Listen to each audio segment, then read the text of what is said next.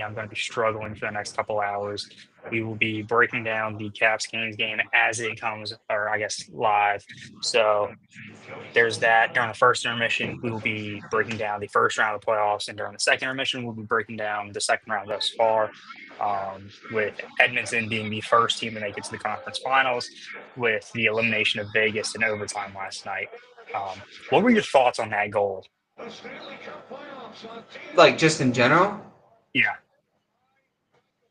I mean, last night was a night where unexpected scorers stepped up, and you let Kasperi Kapanen end your season, and Stuart Skinner with back-to-back shutouts, by the way, which is impressive in and of itself.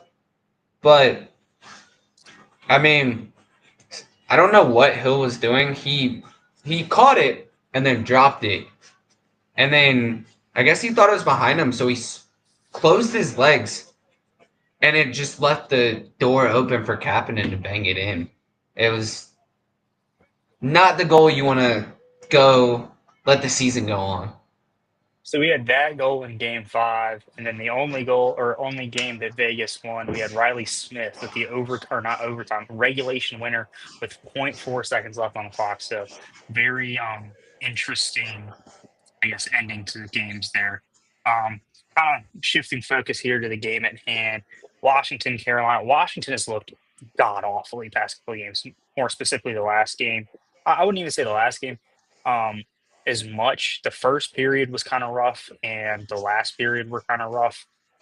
But I mean, you look at game one, you get heavily outshot, and then Thompson gives up a very weak goal from Jacob Slavin, shooting it from the point in overtime. And then game two, you look good. You look like you actually won it. I thought this was going to be a competitive series. Game three, oh goodness. I mean, Thompson was giving up goals he should not be giving up. The defense was hanging Thompson out to dry. So it's like in my opinion, it was a chicken or the egg situation on who to blame. Do you I blame mean, Thompson because he's given up the goals, or do you blame the defense because they're hanging Thompson out to dry? But some of these goals are really bad and probably should be saved. so and a theme across the playoffs this year is goalies aren't making the saves that they shouldn't make. First off, and then goalies are making are struggling to make the saves they should make in the playoffs. And so, the thing for goals saved above average came out, and Thompson was at the top of the list because he played solid in round one, played pretty good. Started this series, I don't think he played bad. I don't think he played bad in what was it, game four. Um, Washington's letting guys get all the way below the dots and letting them shoot point blank. I think that was the game winner. It was like you can't really blame the goalie on that in the National Hockey League. Like these guys can shoot at top shelf. So I just I don't think we necessarily blame Thompson. I don't think the shots should be getting there like they are. And also you had guys have career seasons all year this season. And now no one's really showing up and being able to crack Freddie Anderson. And kudos to Freddie, man. He's been, he was former Norfolk Admiral. Shout out 757. He's dealt with injuries his entire career, had to deal with getting traded away, like an Allmark Swayman situation in Anaheim, and just struggled to stay healthy. And he has played lights out in the playoffs thus far. So one major thing I've noticed so far, and you look at the difference between Montreal and Carolina. Montreal, very tough place to play, and I'll give them that. The Bell, or not, I think it is the Bell Center, correct? Yeah. Or Center Bell, as the Canadians want to call it. Um, Very tough place to play in, very good playoff atmosphere. Um, I wouldn't say it's on Carolina's level. It's certainly up there, but their ability to go in and silence that crowd, and then seeing them just come in and go into Raleigh and just roll over and just shrivel up and just kind of die in a hole. They did not play Capitals hockey. They did not really play hockey at all. It looked like they didn't care. It looked like they didn't try. It was looking like they're ready to go on the golf course. And so I think one of the big things um, today, and what we're going to need to see if they want to try and extend this series, is max like 100. 110% effort here from everyone, from first line to fourth line, all six D-men, and from Thompson. I mean, it's got to be a full 100% effort if Washington wants to extend the series. Well, Washington struggled, and you've already seen in the first minute and a half of this game, is Washington's struggled to get through the neutral zone of Carolina. They struggle to get out of. They struggle clearing their own zone. They struggle to get through the neutral zone, and how fast Carolina's played, they've struggled a lot. It's a great block by Slavin. But yeah, it's been a clinic put on by Carolina, and Carolina looks like arguably the best team in the National Hockey League right now. I would agree. They're on a roll, and not the team I particularly thought would kind of strike a heater coming into the playoffs either. Well, we had this conversation. We didn't think that we thought goaltending struggles were going to be a problem. That they either can't get top line scoring or depth scoring, and they've had it all in the playoffs thus far. And their goaltending's just been tremendous. I mean, that's a huge part. And I think if you look at the goaltending, the best goaltending's been in the East. You had Thompson for most of the playoffs, played really stellar. Bobrovsky's finally got his swagger back. He's looked really good the last couple of games. And then you have Freddie Anderson playing lights out. And you also had Stolars, and I think Walsh played relatively well for the Leafs. But you had Stolars playing great for the Leafs as well. So now we've seen Washington with a couple quality scoring chances already, and this is something we've seen almost every game this series. Was Washington being able to bear down and apply some good pressure for the first 10 minutes, but not being able to crack Freddie Anderson. What's it going to take for them to be able to crack him here? You just have to execute, because a lot of these chances, they're not getting shots on goal. It's kind of been the thing the entire series. So they haven't gotten shots on goal. And like they're just not converting chances. They're not executing. And Carolina's just out executed the game plan, as there's constant pressure in Washington's zone, in the neutral zone, and when Washington's in the offensive zone. So I don't know if you're seeing that stat pop up on TV right now. Carolina's out shooting Washington 122 to 77 in this series, and that is something I did not see happening. Okay, now it just popped up. I'm a little bit behind you. Yeah, it just popped up on my screen. I figured Carolina they were probably going to outshoot Washington, but I didn't think it was going to be as big of a margin as it has been.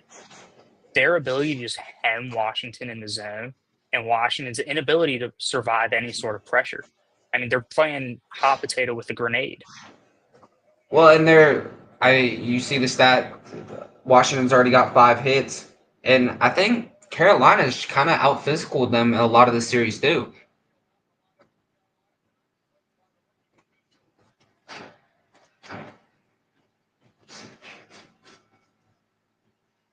So I think the big key today, at least, is shots on goal and offensive zone time. If we're able to get those and kind of keep the puck out of our defensive zone, good tape-to-tape quality passes, I think Washington's got a chance. I don't know what Ryan Leonard was doing there. Fast break for the Canes. That could have been really bad.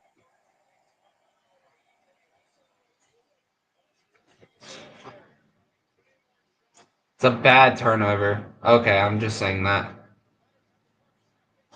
That was a big stop by Thompson.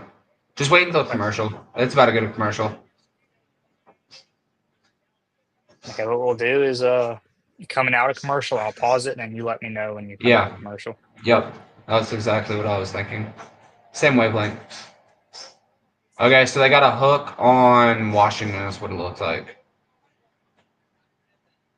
I mean, Carolina, Washington's going to power play here. Okay, they did. They have the camera on Leonard. Yep. I didn't see anything. It was a weakish call, I will say. Not something you've seen in the playoffs. I don't think you can't. You can't call that, especially with the things you're not calling. This is Anderson's a stats. Anderson's stats. And what did I say? What did I say before the playoffs? I said you need at least a 92% save percentage to win the Stanley Cup. And a lot of the goalies in the playoffs that have won the cup, it's been about a 92% save percentage. Anderson with a 9.35 and like a 1.1 or 1 point something goals against. Maybe it's like a 1.8 goals so against. Washington's got a major opportunity here, and this is an issue, or what has been an issue for them this series, is the power play. And Ovechkin's only goal this series coming on the power play Sunday, or actually it was Monday night. And I know you heard my choice words on that the other day, but it's got to be better. They aren't possessing it in the offensive zone at all, and we're seeing that already on this power play here. Carolina's almost had more scoring chances than Washington has. If I check out this It's state one, Carolina is 25-27 in the playoffs. That is insane. I mean, special teams is the difference between you winning the Stanley Cup and you losing it.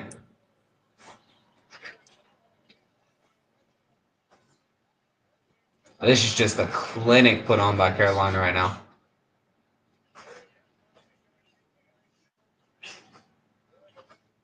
Bad turnover for the Canes. Can Washington get any momentum going? Oh, good passing play. Uh, Another good pass. Washington's getting some chances here, I will say. Ovechkin cycling up to the top. It was a good look. You've got to see, this is what I had just said. You have to put those opportunities on net. You're in the low slot. You have to put that in. At least put it on net. That should have been a goal. So Carolina moving up to 26 of 28 on the penalty kill is they're able to kill the first one of the game against Washington. And that was a lot of Freddie Anderson's work. I agree. And it's not that Washington didn't have chances. They got to get the pucks to actually get on frame. I mean, they had a couple of really good chances there. And they're just missing them. With the amount of chances they had, they should have more than one shot on goal. Completely agree. And this has been a problem all series. And you wonder why Carolina's out shooting them. I'm sure the shot attempts are somewhat similar. Not as much of No. a gap. I don't think it's The shot attempts are grossly different. And the only reason the shots are somewhat close is because Washington's blocking 35, 40 shots a game. you gotta put that one below his blocker. I know that didn't feel good though for Anderson. I don't know why he tried to go far side.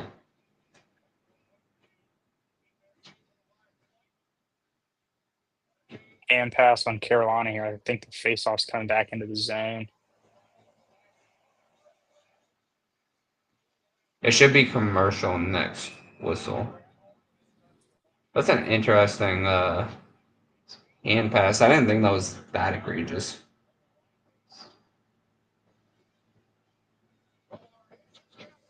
Well, we finally got a commercial break. 10 minutes into the first period.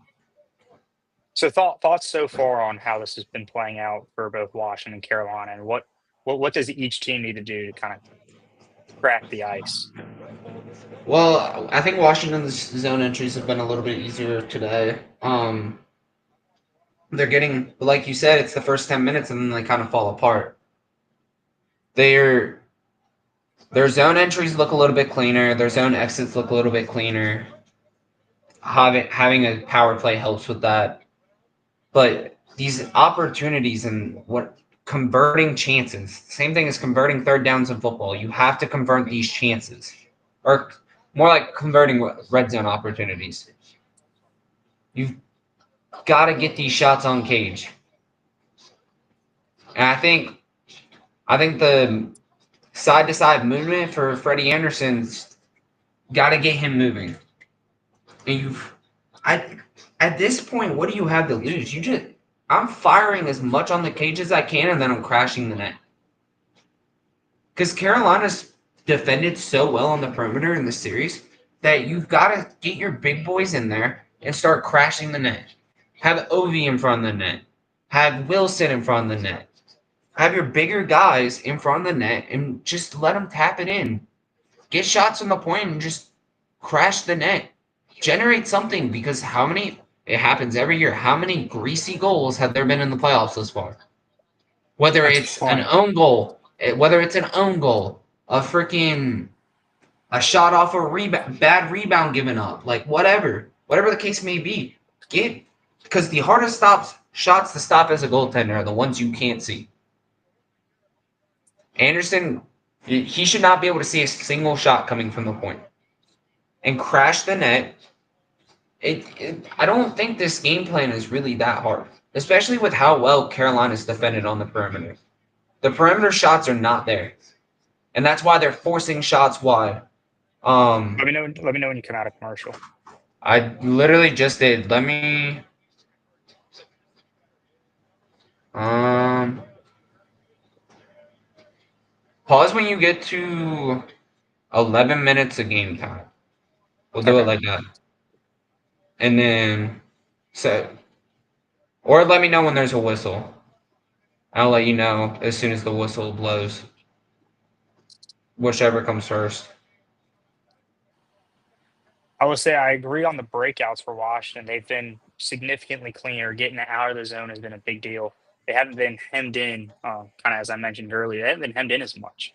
And so one of the big things is when they're able to get out of the zone, they. Oh, it was a good shot there by Strome. When they're able to get out of the zone, they're not giving up a crap ton of chances. Okay, I'm at 11 minutes. Okay. 3, 2, 1, 11. We should be even now. Another So good shot from more. Van Yep. Riemsdyk. Yep. A couple more good opportunities. I don't know who just ate one on the ice there. Just lost an edge. Who do you think scores the first goal, player wise? I kind of got a feeling Carolina's. I mean, Washington's looked good thus far. I think they got a little bit of momentum from the power play. Um, well, Oh, there's okay, our and there's answer. Jordan Stahl. I was literally about to think of a Canes player, and then Stahl just rips one. But what did we say earlier? We're talking about these point blank opportunities. Look at where Stahl is on the ice with no one around him. It's a bad turnover in the zone too. No one around him. A shot below the dot. You're not gonna. You can't That expect is your a goalie to stop that. that is a beautiful shot. You can't. You can't. Especially a right-handed goaltender. If it was a blocker side, maybe, but a glove side, you can't expect your goaltender to stop that. So rough start for Washington. Now completely up against the wall. Down 3-1 in the series. Down 1-0 in the game. I mean, Capital One's just got to be deflated at this point. You can probably hear a pin drop in there. What are the chances What we do see you? Wilson fight today? I think this game's gonna go one of two ways. I think because the way these two teams are playing, I don't think Washington's gonna win this game in a blowout. Either it's gonna be a close game all the way through, right? No matter who wins, or Carolina's gonna blow them out, and it's gonna get really chippy and ugly. So Kind of Carolina's chance to how. Go punch ahead. their ticket. I was about to say another Carolina Florida conference final series. More than likely, yes. Not officially, but I don't see how the Leafs come back from that. I mean, the Leafs just have no momentum. They just look bad. Well, what? Game 6 is in Toronto. No, it's Game 5 was in It's Toronto. in yeah, it's in Sunrise for game 6. Do you think the Core 4 era is over? Yes. Actually, I think they need to change the leadership. I mean, this is an issue that's happening every single year. You need to bring in a new like leadership, not owner per se, but I mean, when you've gone out and handpicked a couple of different GMs, you've brought in a bunch of different players. I mean, I don't even know where to start on what's gone wrong for them because there's so many things that they play so well in the regular season, and then all of a sudden they get to the playoffs, and Austin Matthews forgets how to play hockey in the second round. Mitch Their Marner with big the spinorama freaking just turnover. loft of a pass that pretty much sealed the game. I think, me personally, I think you blow it up. I think you say, hey guys, we've tried this for so and so years. Blow it up. Get a bunch of first round picks for Matthews, Marner. Maybe keep Nylander because he's actually tried in the playoffs.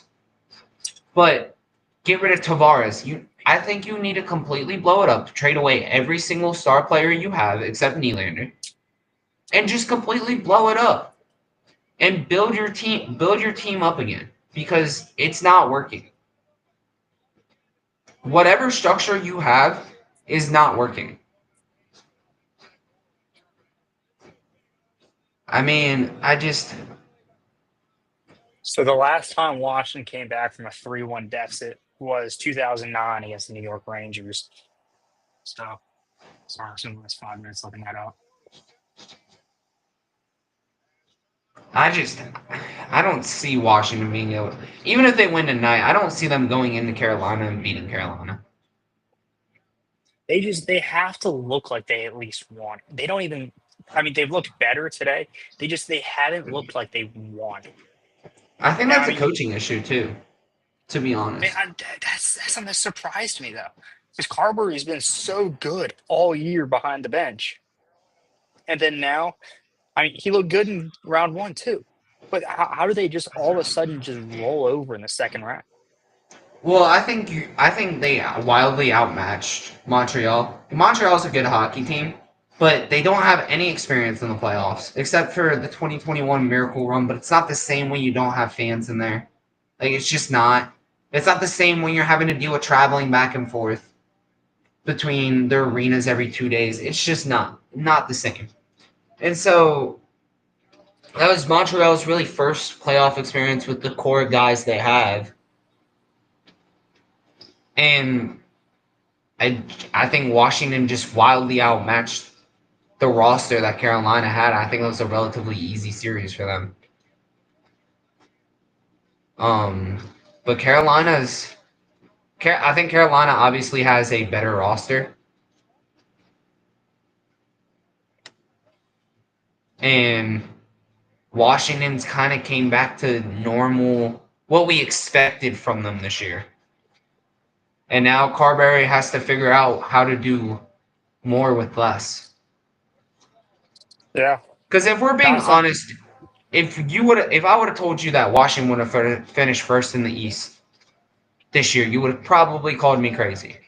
Yeah, Donaldson I saw coming. I mean, it was something that was spurred largely in part from the goaltending by Thompson. He's been such a Yeah. reliable guy all year, and then Even all of a Lindgren's sudden, been played well. Lindgren at the end of the season though was awful. And I mean, I've loved Chucky Yeah. for so long. Like he's like such a good locker room guy. But I mean, when Thompson got When he hurt there was at the end of the season, backing up. yeah, He was a he reliable he, backup. he's a great backup. But when you put him, I mean, this is what we saw last year in the first round. I mean, he got absolutely toasted by the Rangers. Well, at the same point, last year it was kind of a Washington Montreal situation, except New York's roster was probably 10 times better. And I mean, I agree. We had such a young core, and I was happy that we somehow got in last year because it was like, hey, we're giving some of these guys good playoff experience, given we didn't win a game, but we got good playoff experience. Now, am I happy that we traded Nick Jensen away or he left as a free agent? Yes. That he came back for the playoffs, and I vividly remember this. I was sitting on my couch in Columbia watching the game, and I see Nick Jensen skating backwards, lose an edge, and cough the puck right up to Alexis Lafreniere, who just absolutely roofs one. I mean, I've never been more livid in my life, other than maybe the other night. I mean, I was screaming at my laptop. I mean, it was just ridiculous how bad they look. I mean, it's just some like I guess I've been spoiled all season. I have to or to be able to watch quality hockey to the point where I watched that shit the other night. It was just awful. I mean, it was just so bad. Oh wow, Oh, that's a that's talk a about bad play by depth. Anderson. Talk about depth scoring there from Beauvillier. Wow, Yeah, you want to talk about good acquisitions? I liked Beauvillier coming to Washington. I believe he came from Pittsburgh. I know he played with the Islanders for a while. he did. Oh, Yeah, that that's that on that Anderson. That's on Anderson. I get what he was trying to do, but at that point, put your stick over it and just shove it into your pad and cover it up. I think he was expecting Beauvillier to go yeah. behind the net, but you can't take that chance. I get what he was trying to do, but that's just in hindsight's always 2020. Like I'm sure when I was a young stud playing goalie, I made some dumbass decision like that, but Now, you also can't. on the flip side, I also remember it was like every time we would play against each other on the off season that we weren't on the same team, it was I would come in and I'd have like 3 or 4 breakaways a game, and you would just make the stupidest saves. I mean, And it then was just I give up a 5-hole goal as 5-hole from half ice to lose the freaking championship game. Well, I think we lost that game like 4-1, but oh, that's 5-hole too. Talking about 5-hole. Oh, yeah, that was a rough look. I think you were playing that season too. Yeah, that was your last. Yeah, we it was your last season. That was your last season. we Because got we got I knocked won the year after. we got knocked out um after giving up a goal with like 4/10 of a second left, a second left. It was stupid. Like that was like really my last high school athletic event too. And to go out like that Dude, that was my last was athletic event. I haven't played. I haven't touched my skates since that night. It was like March I, 13th or whatever. I'm debating getting back into beer league here over the summer. I think it's gonna be pretty nice. I might try and pick it up down in Columbia if I've got time. Yeah, the thing for me is like time and like, dude, the leagues are expensive here. It's that Like, California inflation, man. dude, like to ship my gear over here, it'd already be like $400, and then because my bag's like I don't know 80 pounds maybe, and so gotta ship all my gear over here. Then find a place to store it because I can't store it in my room. I don't have enough room for that. And then I gotta drive all the way down to San Diego, which is a 45-minute drive. Give the non-existent viewers at home an idea of how long that drive is. About 45 minutes. That's That's not too what bad. like it is. It's not until you're driving there at 8:30 at night and then driving back at like 10 o'clock at night, and you have to be up. You still have to shower and change, and be up at like 4:45 next morning.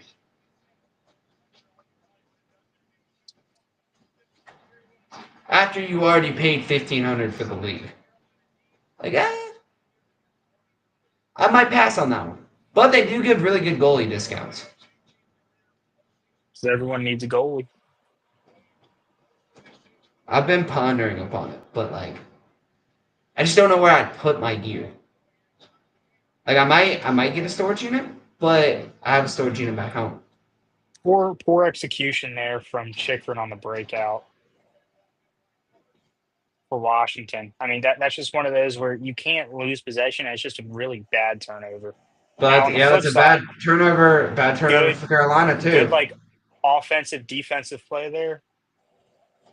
Washington, I think Washington's game plan is get in front of the net and tip pucks. I mean, that's something we've seen 4 or 5 Which is what I deflections just already, said. which is Which is yeah, what I which is just said. I mean, and that's some Freddie Anderson has been really good at seeing pucks down low. And you look at some of Washington's goals earlier in the series, everything going in was going in up high. Given that first goal that we just saw was sliding on the ice 5 hole, but I mean, it's But going to be that's a bad play by him. I mean, and that'll probably be his one bad play of the day. And then Washington's probably gonna have to work for another goal or 2 goals, however many they score tonight. Because I don't see this game going more than 5 goals. this game has Unless it been, gets or ugly. this series has been very much more the traditional playoff series, in my opinion. Low scoring, physical, just grueling it out. Well, I think it's a way that a lot of these, and we'll talk about this in the intermission, but it's just the way of the type of hockey a lot of these teams play now. And goaltending, tell me this: name an elite goaltender in the NBA, like Bob, that's currently playing. Bob, Bob's had his struggles in the playoffs. Vasilevsky. Vasilevsky had his struggles in the playoffs, I think everyone's had their struggles in the playoffs. except Freddie Anderson. Skinner started off. Well, also New Jersey was kind of a limp effort. I mean, they went in there with so many injuries and then had so many more guys get injured during that series. Given they were able to win one, but I mean, it's like Well, I think Jersey's well coached too. I think they're well it was coached, a and I think they're a solid hockey team even without those guys. I think they're like it was kind of like a Montreal draw.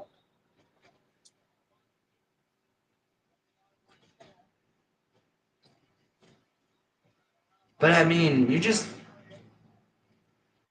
the Edmonton Vegas not scoring a lot of goals in that series, especially in the later games, that surprised me. Especially the way Edmonton plays, because and with Edmonton's Stuart Skinner coming back and pretty much getting or he got a shutout pretty much back to his last two back, games, right? Yeah. back to back shutouts. Stuart Skinner has not allowed a goal in 127 minutes.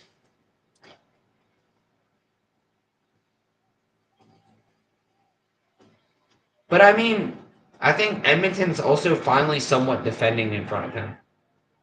Like that Remember we Draisaitl talked goal, about the Draisaitl own goal with the Riley Smith 0.4 seconds. Like, I literally put under a bunch of Instagram posts. Edmonton fans will still find a way to blame Skinner for that goal. And they did. They blamed Skinner, which doesn't make sense to me, but whatever. Even though Draisaitl tipped it in. But we'll blame the goalie because can't. that puck was going way wide too. Like had he not touched it, that was going to overtime. I seen a post on Instagram. It was Stuart Skinner finally learns to hug a post, and it was him in practice. I was like, guys, he literally did the right thing. Literally, because you're not gonna hug a post with you know how much time is left on the clock. You've seen it when they were coming down. You look up.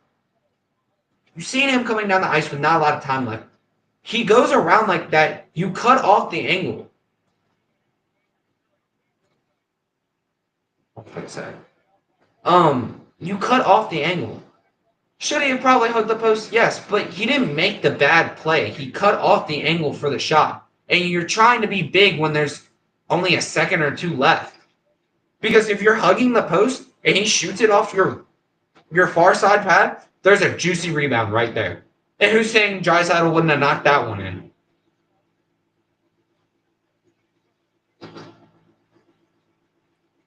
Good defensive play, but I think that was Chikrin there that ended up forcing the Carolina guy to the outside. I didn't see who it was. Chikrin coming in. Oh, Oh, rang that off the post too. Now you want to talk about someone three who on. I did not think was going to play that big of a offensive role for Washington this season was Chikrin. I mean, dude was on one. Well, he kind of like early in his career at Arizona, like he kind of gave me like Jacob Slavin vibes, where he was a lockdown defenseman, or not. It is like lockdown defensively, and he's actually kind of picked up his offensive game, which has been really impressive.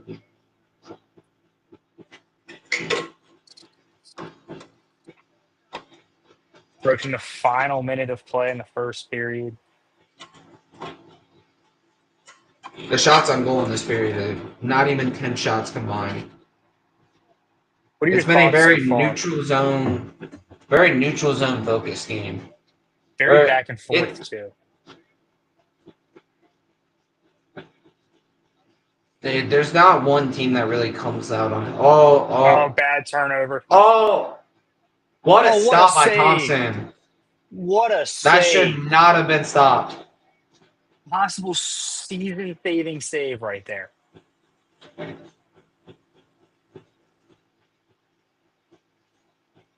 the flip side, how in the world do you miss a wide open net?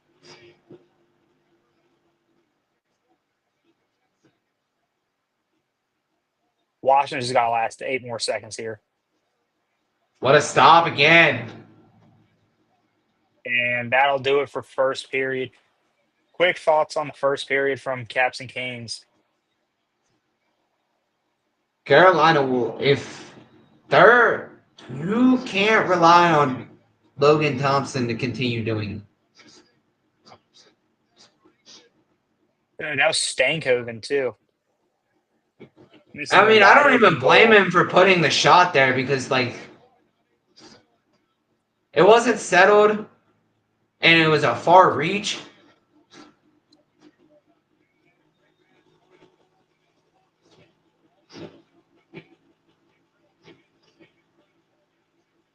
Man.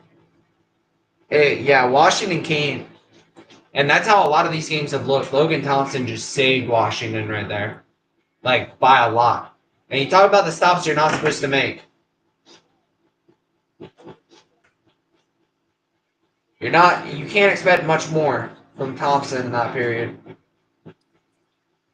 So moving on to kind of wrap up the round 1 of the playoffs. Starting out west with the Oilers dispatching the Kings for the 4th consecutive season in the first round. And this one surprised me. After game 2, I thought LA was going to run away with it in 5 or 6. I did not think the Oilers were going to come back and reverse sweep them. It kind of looked like LA, like, what's his name? Jim Hiller, I think is his name. LA's head coach, he just kind of lost control of the series. It just couldn't adjust going into Edmonton. And it was sad to see because the Kings looked like the better team in the first 2 games. And then Edmonton just started slowly gaining momentum. Finally started playing some defense in front of Pickard. And Pickard, I mean, he hasn't looked great, but I don't know. Edmonton looked awful in the first 2 games, and I thought LA was going to win it in 4. I mean, Edmonton defensively was just terrible. It was exactly what we talked about right before the season ended. Is Edmonton just looked terrible defensively, and they didn't have the goaltending to back it up. And then you go to games 3 and 4, 3, 4, and 5, and 3, 4, 5, and 6, and just absolute clinic put on by Edmonton. Couldn't get a stop from Kemper like they were getting in the first 2 games, and Edmonton ended up coming out on top. It's been relatively impressive, to say the least. So Stuart Skinner for the first 2 games of the series gave up 11 goals. Obviously, he was pulled after that. He had an .810 save percentage in games 1 and 2.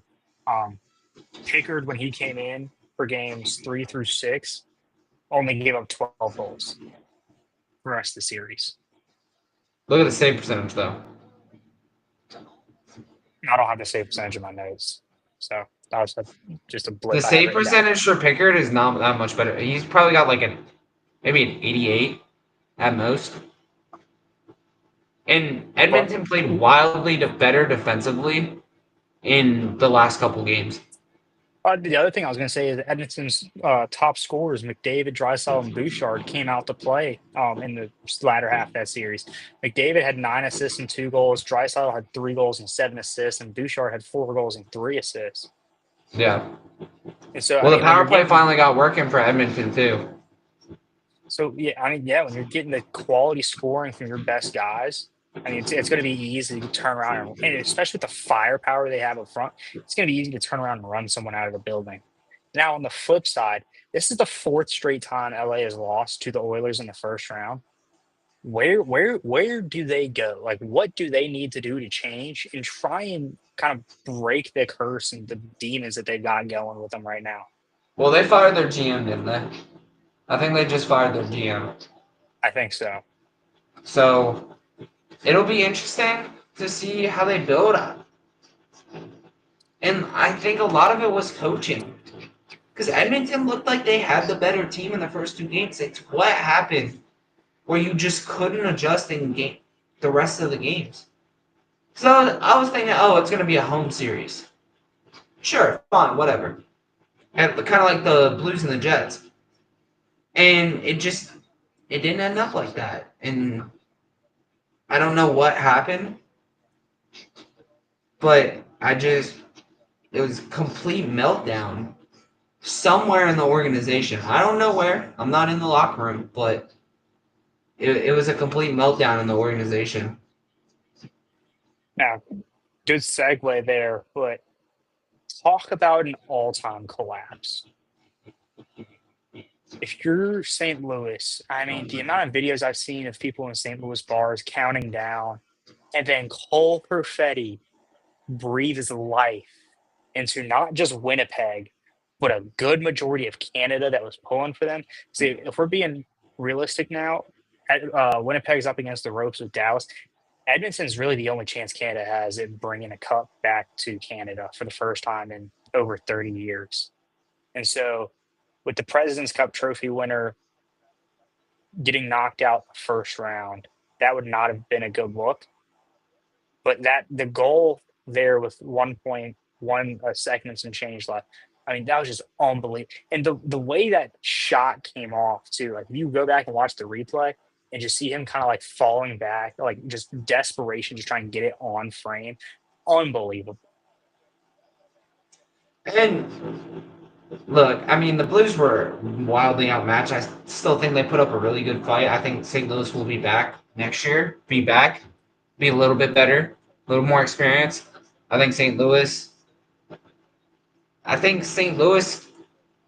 You can only like try to change so much for that series. You ran into playoff. You ran into playoff Hellebuck, got some momentum, and Winnipeg just played a lot better at home. They played a lot more accustomed to their rock, what they did in the regular season at home. And I So mean, Jordan Binnington in the clutch, Benner's been tremendous in the clutch his entire career. And if I'm St. Louis, I'm running it back. So now you mentioned them running in a playoff Hellebuck. And I think really Hellebuck playing as bad as he did that series was what let St. Louis stay in it. I don't think I St. agree Louis with stays that. in that. I don't think St. Louis stays in that series if Hellebuck plays the way he did in the regular season. Well, I mean, yeah. this is Yeah. a likely Vezina winning trophy winner this year. In between the pipes for Winnipeg, Favorite for the heart, too. and I mean, we had what 6 or 7 goals there that we're sitting there and we're just like, what are you doing? I mean, he was giving up goals that you wouldn't be expecting to see in like the ECHL. Like you're expecting these guys, and especially in the playoffs, like you're expecting these guys to be able to make these saves, like routine basic saves, night in and night out. And for a while there, it looked like Hellebuck just was not in it. No. And it's kind of looked like that in the Dallas series. I'm Winnipeg's lucky they made it through that round. Because like I said, St. Louis was super hot going into the playoffs, and we kind of talked about that before the playoffs. St. Louis was super hot going into the playoffs, and Dallas would have had their hands full if St. Louis was playing them. I mean, St. Louis could have pulled off a 2019 miracle run. I thought they were, honestly.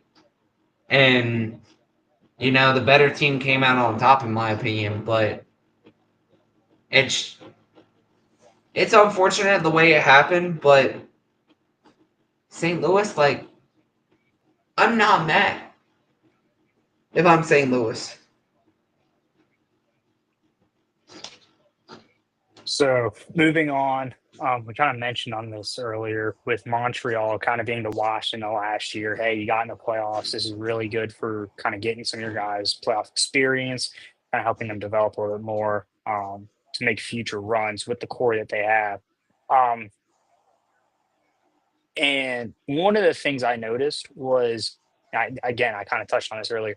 The Bell Center is, I think, top two playoff atmosphere. I think it was Carolina and then the Bell Center.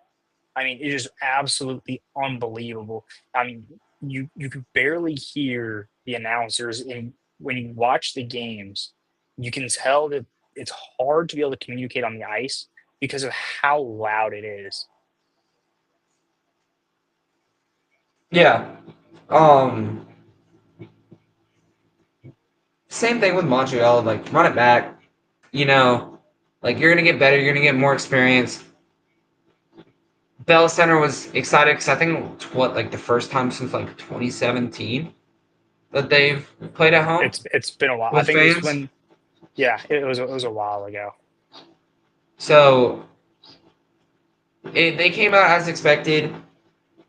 Um, you made it into the playoffs. You weren't expected to do much. It was a successful season that you made it into the playoffs.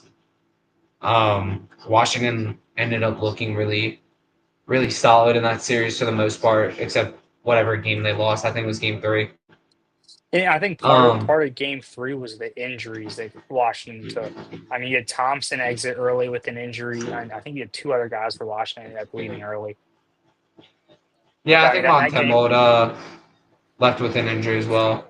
I mean, it was just it got a little chippy there, but game kind of got away from everyone there at the end. Which is playoff hockey. I mean, it happens. Um, but I ain't got much to say. We're in the second round now, so it's like what kind of happened in the first round is kind of irrelevant now. Especially for the winning team.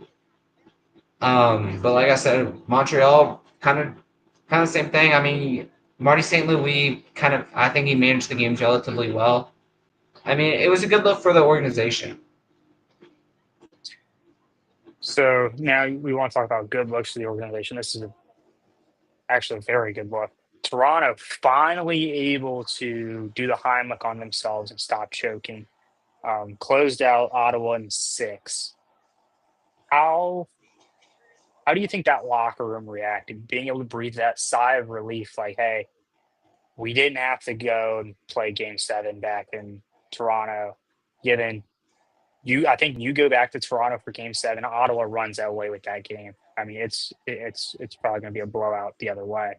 And so for a team that was what 2-14 and series clinching games, like just the struggle that has been there the past couple years, and just being able to get out of the first round and being able to finally close out the series, I think was really good for Toronto. Now, what's going on with Florida, how they went up 2-0 and they've lost now three straight going back to Sunrise. I don't think that that's going to end up working out in their favor. But um, Nylander, great game six performance.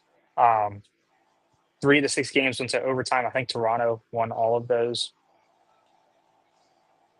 I believe so. Actually, no. Ottawa. I think Ottawa won one, Maybe. I'm not 100% sure.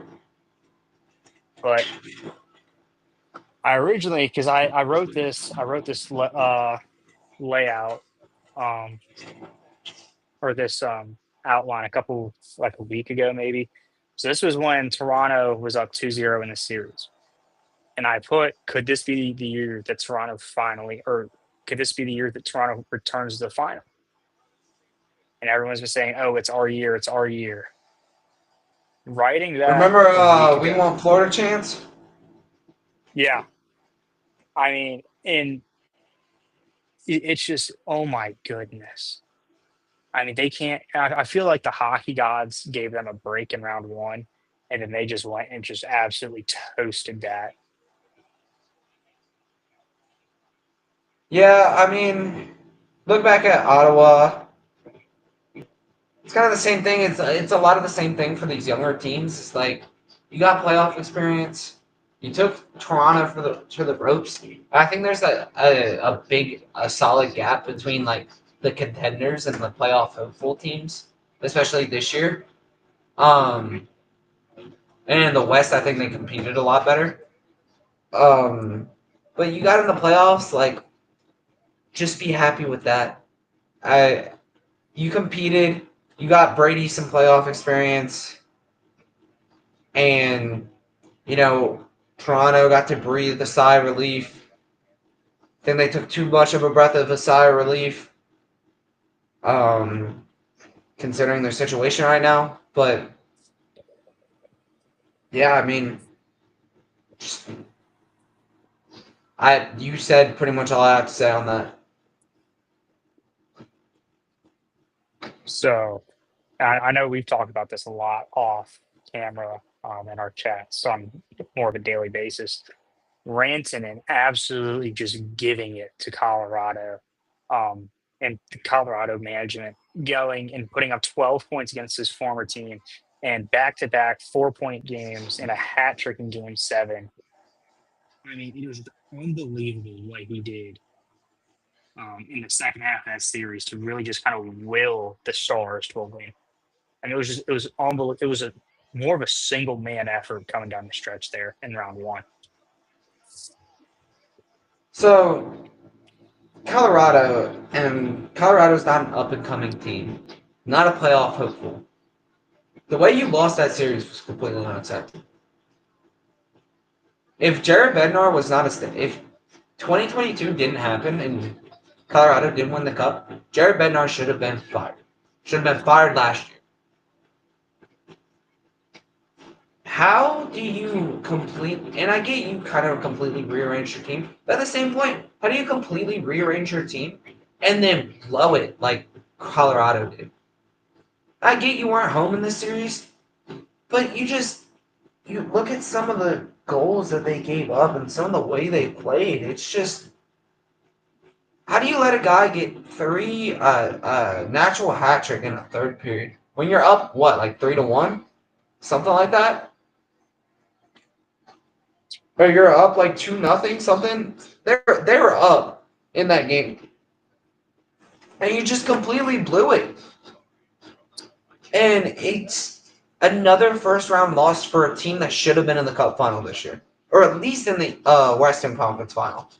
And that was one thing that I know both of us talked about was regardless of who wins the series, there was a likely Stanley Cup final team that was going home in the first round, whether it be Dallas or Colorado. And so I think if Colorado had won that game, we'd be saying the same thing about Dallas. It'd be like, hey, you have all these big pieces that still weren't able to get over the hump in game 7. But at the same point, if you're Dallas, you didn't have Jason Robertson or Miro Heiskanen. You didn't have your best forward and your best defenseman, a top 5 defenseman in the league, and you still blew that series. Completely healthy Colorado. Cale Makar, where is he? You got a missing poster all over Colorado for him. How do you? Cale Makar went missing. McKinnon was like the only one out there that really gave a damn. Like, I don't understand, if you're Colorado, how you consistently blow first and second round series. And this is going back to probably 2019. I just don't understand how you consistently blow series and blow games. You had this big tribute video for Gabriel Landeskog, and then you just put up an egg. Gabe's back, and then you lose in the first round. What do you do from there? Like, seriously, if you're Colorado, what do you do? Because it would have been like Dallas would have been acceptable losing this series. Colorado should have won this series. I think there was more pressure on Colorado than there was Dallas because you didn't. And everyone's making fun of Pete DeBoer for saying that they didn't. No one gave him a chance in the series, and it's true. They never really had a chance in the series. Yet they were missing their best forward and their best defender, and you still couldn't close out the series. And it wasn't even a home team series. You lost games in Denver. I think it was an unacceptable effort from Colorado, and I was probably a little more heated about it, like at the end of the first round, because I was rooting for Colorado in the series, but I think it says a lot more about Colorado than it does Dallas, in my opinion. It says a lot about Dallas that they were able to come out and win that series, but I think it says a lot about Colorado where they're constantly blowing first and second round series.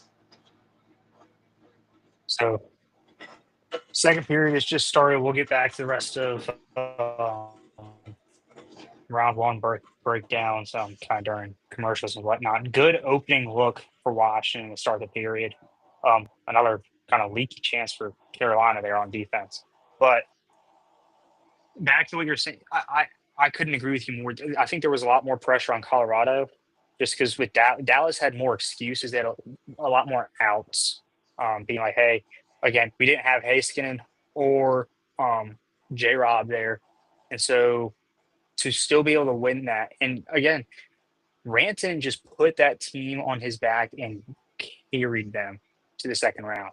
And he had a great game one, another hat trick, back to back hat tricks. First time I think that happened in 40 years in the playoffs.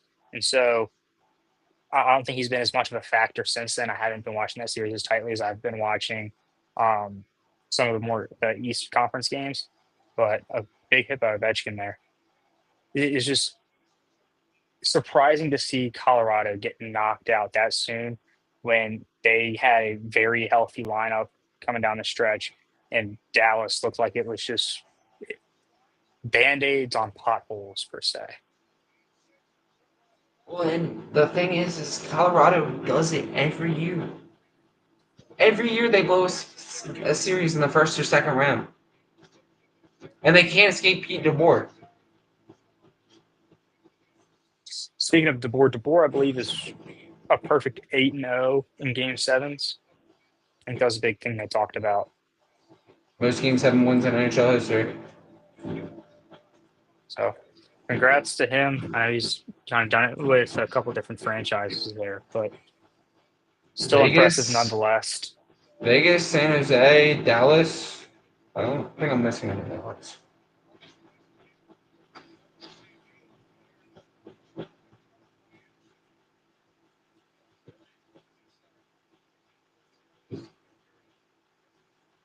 Washington's looked good so far early in the second period. Some good zone time. Good quality shots on goal. Sandin just had a nice little slap shot from point. I think he was looking for a little bit more read. Oh, Ovechkin tipped it. Beautiful tip there. Now we're playing jump over our own player.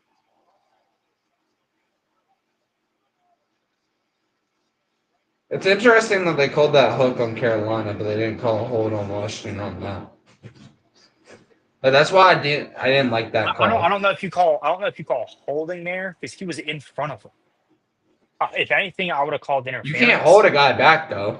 You can't grab jersey and hold a guy back, stiff arm. It didn't look like he held him back. It looked like he got in it. I would have, if anything, it would have been, I think, an interference call. Either way.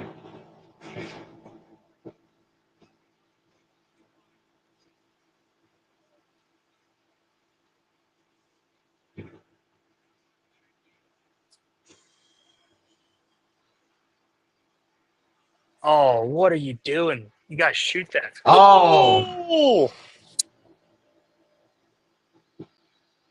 Right as I say you got to shoot that, and he finally shoots it. I don't know what McMichael was doing there. Wide open in the slot, right where I think Stankoven had a goal last game. Just turned it over right in the middle of the slot, and he just throws it to the corner. It looked like he was going for a backdoor pass to Chikrin. Look, you ready? Watch. Ends up getting right there. Look for that backdoor pass. Should have shot that, and then slap shot from the point. Low. It looked like it went under the glove. Yeah. What a shot from Matt Roy. Looked like it hit a Carolina defender there, knuckled a little bit, but beautiful shot. Washington up 2-1. It looks like Carolina's That's going to an take a timeout to review interesting. this. Interesting. I think they're going to look at offsides here Offside. on John Carlson entering the zone. I've seen this play out too many times this season, and usually it's John Carlson. When John Carlson scores a goal, it'll be reviewed for offsides and end up getting called back. I think that happened 3 or 4 times this season, which it's like one of those instances where it's like, oh, if I got a nickel for every time this happened, I'd have 2 nickels. Oh, it That's is off. offsides. Yeah, that's coming back. That was McMichael, not Carlson. And off. Yep. Wasn't even completely on the blue line yet. Yeah, that's not even close.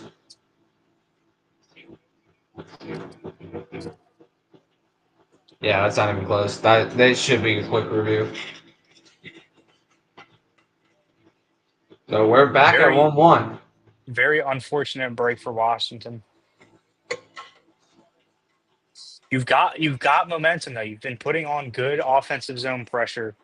I just Well, don't this think is the time where you get the boys back together and be like, "Hey, we can do it." Like it's, yeah, good quick review.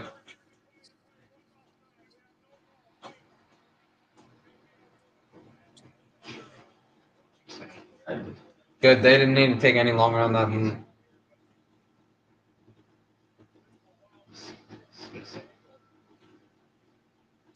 You could tell from the other angle. I was about to say I was going to make a comment earlier on. It looked offsides just from the Eagles' eyes, like coming in live. I guess not Eagle Eye, but like the normal broadcast angle.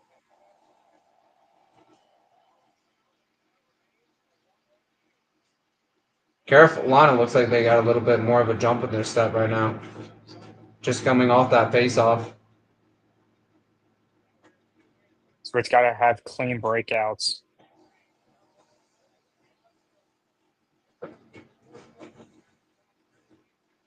Oh, it's a good forecheck by Washington. They just need to figure out a way to maintain offensive zone time. Again, you saw Carolina was able to break out of there somewhat easily once they got it off the wall. Well, Carolina is starting to play fast right now. This is the first time I've really seen Carolina jumping around and moving fast like that. I mean, they got a jolt of that energy from the offsides call no goal. This looks like how Carolina's looked all series. You force an icing on that? You have them in. Would not be surprised if Carolina scores a goal here in the next 30 seconds. Well, and faceoffs have been huge.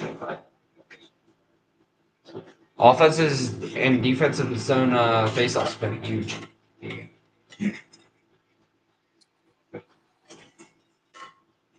And that's funny because Washington dominated the faceoffs, going 60% in Game 4. It's not about the face-off. It's not as much about the face-offs you win. It's the timely ones. Because when Carolina's able to win it and they're giving pressure, I would have liked to see him pinch there. Take that chance because he's a one-on-one at that point. Washington needs to get out of the zone because they need to get a change. Aimed in after the icing, just dump the puck here. Surprised that wasn't off either. Who knows? We'll probably score here and then they'll call it. I guess it won't get called back now because they'll have to re-enter. That wasn't a high. I was about to say that's a high stake.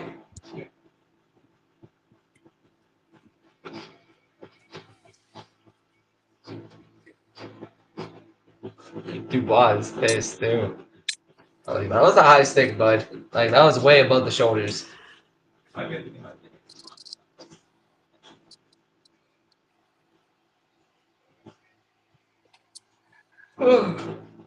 Sometimes hockey needs to make it or makes you need to drink, especially You after got us last looking like game. spitting chicklets right now. Speaking of, Biz's allegiance to Toronto, and I get that he grew up there and has been a lifelong fan, has got to be the funniest thing on the planet. Like It's that and his rivalry with Brad Marchand. Like, it's so funny. and the fact that it's every year Brad Marchand is the one to knock Toronto out of the playoffs. Did you see the clip where Marchand scores in overtime? He's like, anyone but him. I wouldn't even say anything to him, just anyone but him. Like, it's so funny. Like, oh. Good save by Thompson on the redeflected shot.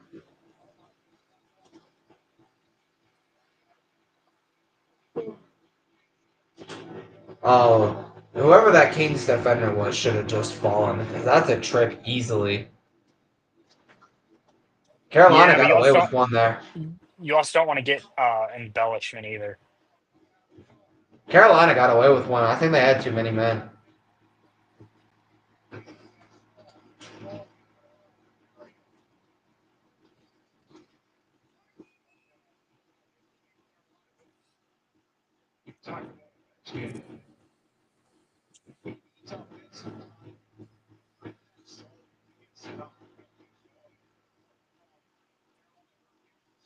Ovechkin's Carolina, got Car- to Go ahead. Ovechkin's got to get going offensively. If Washington, if I feel like he hasn't been a lot of a physical presence either. Like I feel like his he's, age is showing now. he had 12 hits so far this series, so it's coming into this game 3 per game. It's very low Okay. by his standards, especially in the playoffs. Yeah, I feel like after he broke the record, he lost some of his gas. Even though he said he's Well, not retiring this offseason. but I mean, the way I look, he scored 4 goals in the first round. I think I can't remember if it was 4 or 5. I think it was 4, and so that's impressive in a 5-game series to score 4. Especially at the right age of 40. I think he's still 39. We'll round up. Can I round up to 30 then? What do you want to round up to 30 for? I don't know. I guess there's no more added benefit to getting older at my age. Yeah, you're 21 now. That's just like, dang, you got life experience. You have no more important birthdays until you turn 30. Yeah. Given I don't know. I will say I will say my birthday this year was pretty fun. Going out and being able to drink legally for the first time. For legal reasons you never drank before. Yeah, definitely not.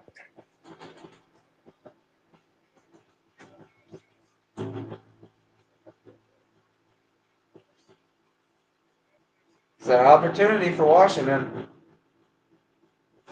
Is that a tripping? Did someone Yeah. trip Dubois? Because I had a bunch of ice on him. Yeah.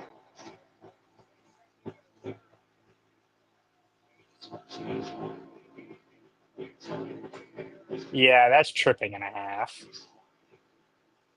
Now, see, that's what I do in NHL. I go down to block a shot and end up just skating right over you. Do that.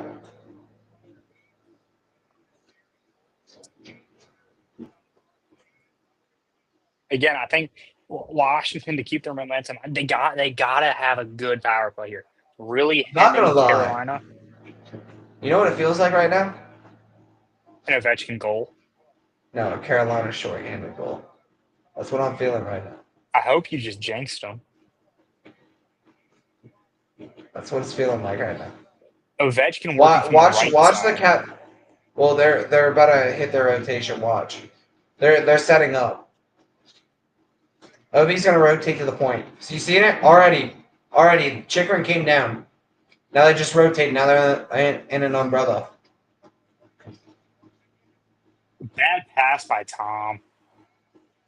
Dump that Well, it's back great into pressure. It's great pressure because what Carolina's done so well on Washington's power play is manage the movement. Because Washington always sets up in a different formation and then they'll slide someone down, whether it's Ovechkin, Chikrin, or Wilson. It's typically one of those three. how is that not another tripping penalty? That's not a trip. He played the puck first. You're not going to call that a trip. It's another good chance by Ovechkin there on the shot. Well, the quote unquote missed call had everyone scrambling.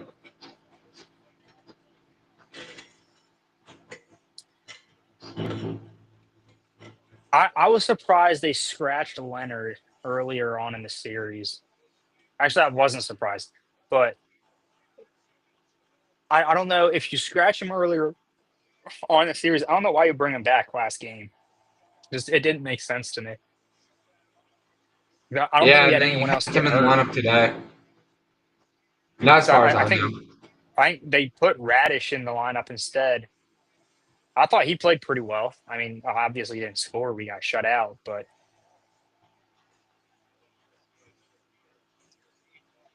that is a reference to game 3 that we got shut out on for the non-existent viewers at home.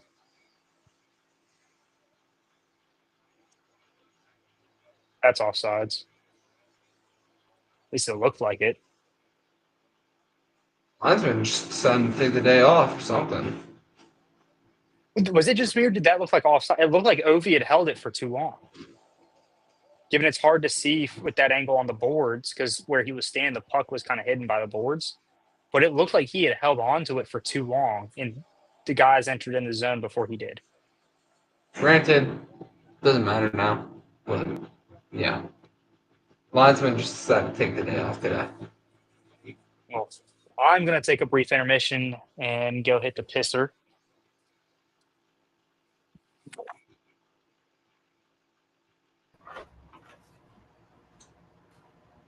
So, but yeah, just I think Washington.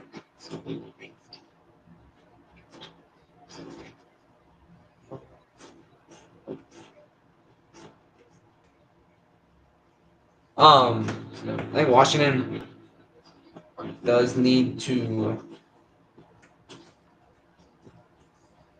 continue the pressure that they were getting. So it was a solid power play. But yeah.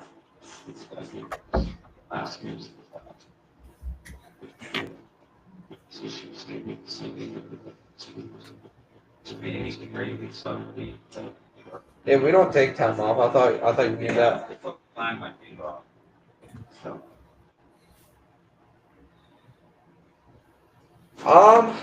What other first round series did we not cover? Marc-Andre what was Fleury's it? career came to an end, at least for now.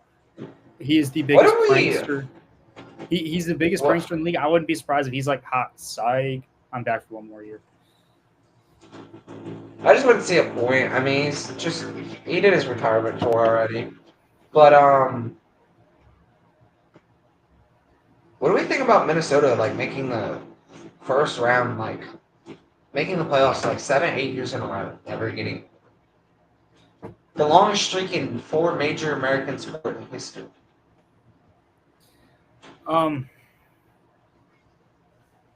Obviously, it sucks for Minnesota, given they're like the hockey state for the U.S. and they're probably better off watching basketball. But Yeah, at least one of their teams is going to the conference finals this year. I mean, you ran into a hot Vegas team, given Vegas is now subsequently. That was a great shot. It, 3 of the 6 games went to OT. Vegas won all of them. I feel like I feel like Kaprizov- Minnesota has been a year away from being a contender for like the last like 7, 8 years. Yeah, they've been missing one piece of the puzzle for last 3 years, and yet they still can't figure out what that piece is. But I think the big thing was Kaprizov played really well in games 2 and 3. He had 5 points between the two games, but just had 4 points in the rest of the series. Well, I mean, Matt Boldy played really well. Joel Eriksson Ek, like the guys you don't think of as like superstars, but like they're still like really solid players. Ugh. Washington's done a good job so far this period of getting the puck out of the zone. Another good example. Well, good example of that right there. Good way to get back on sides. Who is that? Duhaime? Yeah, but it was offside anyway. It looked like he came back. I don't will know if say they called it on him. the one thing I don't like is the Caps 50 anniversary patch. Now, I saw some dude talk about this on Reels. Is this a penalty?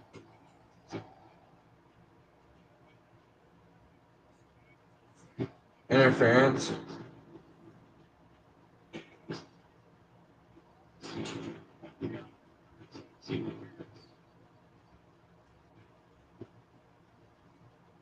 I don't know what's with these weak calls today. Yeah, that's I mean- a bad call. Given, I guess it's a get even call. But back to what I was saying, that 50 anniversary patch with the 50 being 3D going that way and the Caps logo going the other way, it's so cluttered on the jersey. Yet they decide to drop the 50 anniversary like eagle thing, like the shoulder patches for the Caps. Yeah. But they've got like the 50 in the wings. Looks absolutely fire. I don't know why they haven't been wearing that all season instead of what's on the front of their jersey. It cleans up the clutter and just all around such a better logo. I don't know. Maybe there's restrictions on it. To temporarily change your shoulder pad, I feel like that's just good save by Thompson. I feel like that's just like one of those things where it's like, okay, yeah, it's your 50th anniversary. If you're able to put a patch on the front of your jersey, why can't you change the shoulder patches?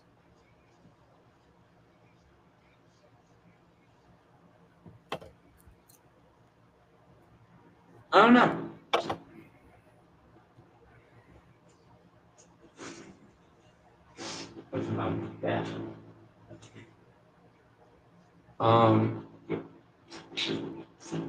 We got what? 2 more series to cover in the first round? 1?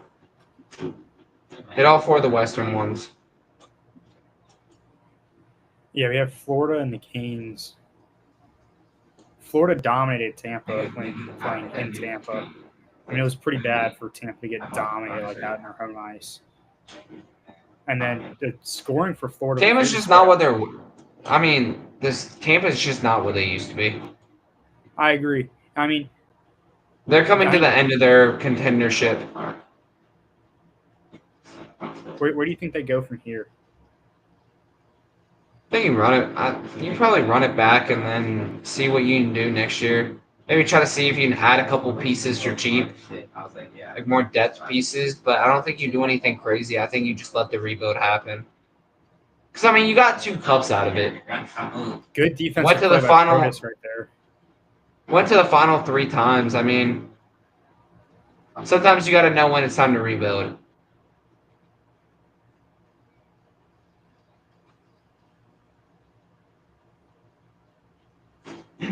Even if you keep your core together.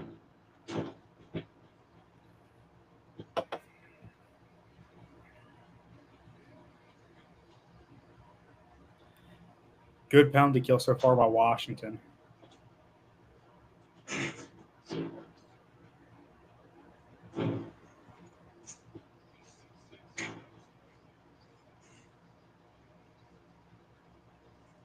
Again, they've done so far a really good job of getting out of the defensive zone. The passing has looked significantly better than it has the last 2 games. Well, their diamond looks a lot better on the PK too.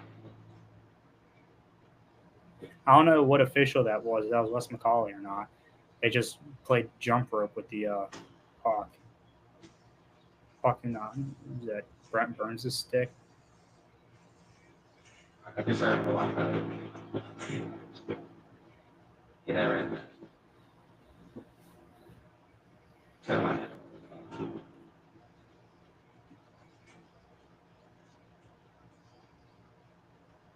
I feel like these changes are killing Carolina when it comes to any zone time. Yeah, Every time they get it in, they just don't have any help because they've been they don't have any changing. fresh There's legs just either. so much. Well, there's just so much changeover in the neutral zone.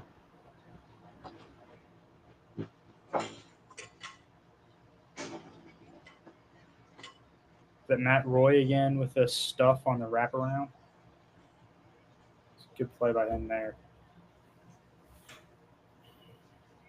It kind of feels like they're feeling each other out right now. I feel like they don't want. They're waiting for the other team to make the mistake. Yeah. They're not trying to capitalize or really push too hard. They're waiting for someone else to make the mistake so they don't have to. Well, it was kind of like Edmonton and Vegas last night.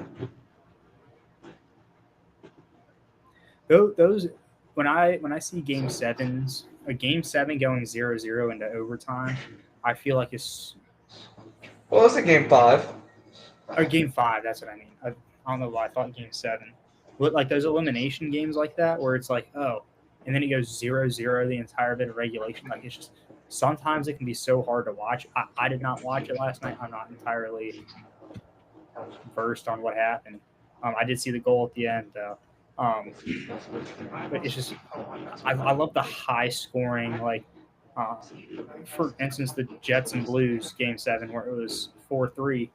Like those are the games I love where it's a little bit more faster offensively based, a little bit more offensive action instead of them trying to play it more slow and wait for someone else to make a mistake and try and capitalize on it that way, as opposed to just trying to just bear down on them with pressure and pressure and pressure. Well, I mean, it's been such a like Edmonton and Vegas was such a slow series. And it was really weird to see. It was just a very slow series. It wasn't very high paced. Which I think that's something the Western Conference team, no matter who it is gonna struggle with. I mean, me personally, I think whoever comes out of the Central Division series is going to the finals, but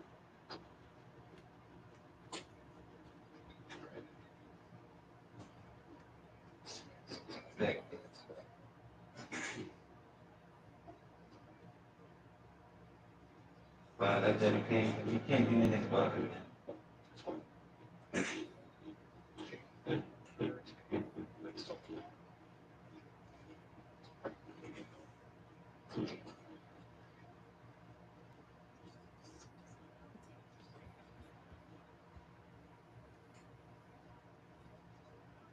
Washington has not had a shot on goal since before the no call goal, the reverse goal.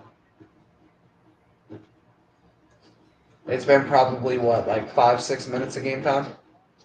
Maybe a little bit more than that. And I mean, this is where our issues have kind of stemmed from. Is not. I mean, they've had good chances and good looks, but they haven't had any good scoring opportunity. Oh, there's a shot on. That should be a shot on goal there. There we go. Finally break the streak.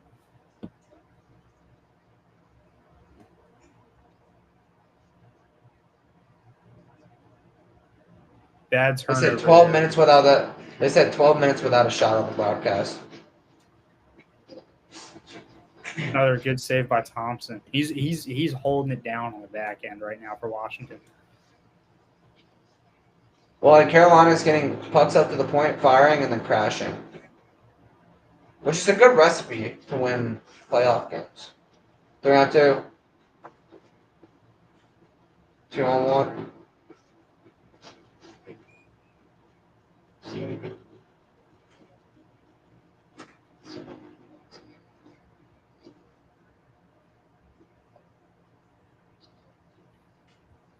That's a good block by Slavin. Leonard waited too long to shoot that. I think that's more inexperience on his part.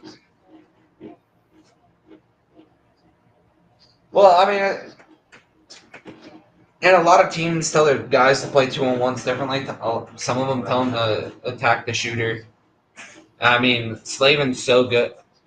Slavin's not the guy you want defending your 2-on-1. Let's just put it that way. Did pretty well there. 5 shot blocks in about 12.5 minutes of ice time. Well, I mean, Slavin, like, if you're the offense, you don't want Slavin being the one back. But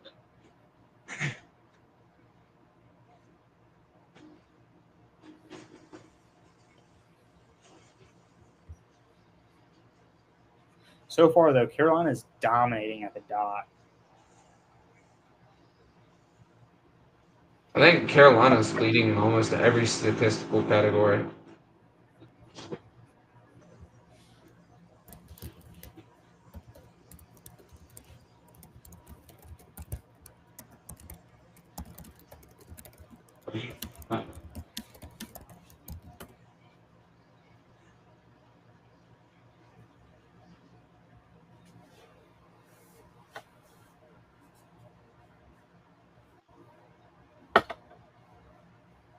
Except hits.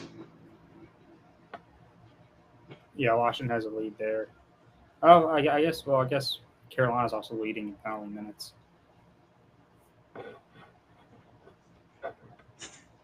Depends on how you look at leading there.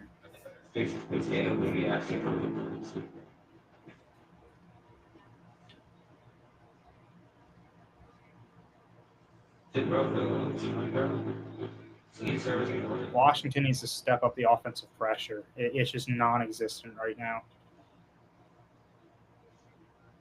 Played 2 shots in the second period. Yeah, Maybe 3. Lack of anything on goal is really hurting. Well, 9 shots be able through to score. 35 minutes. Yeah. No, 9 to be able to shots through score 35 during minutes.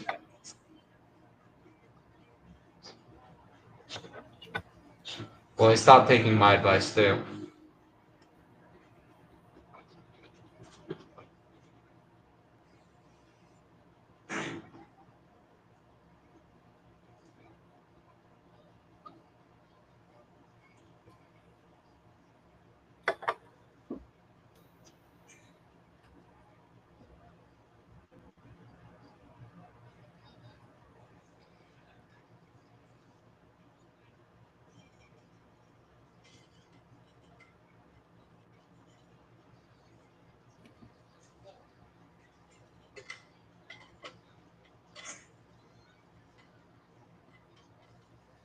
Let's see how many people we got watching this.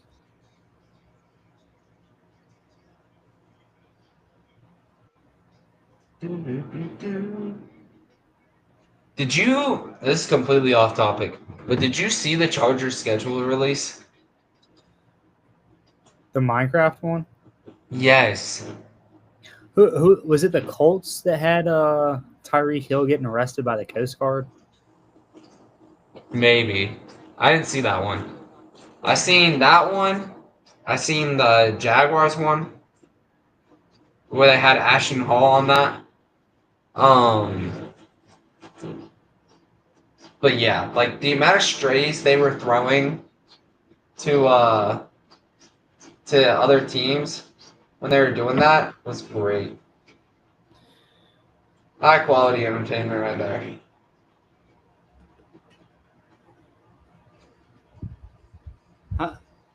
Okay, so I saw the Saints brought in like a comedian to do theirs in like a press conference kind of way.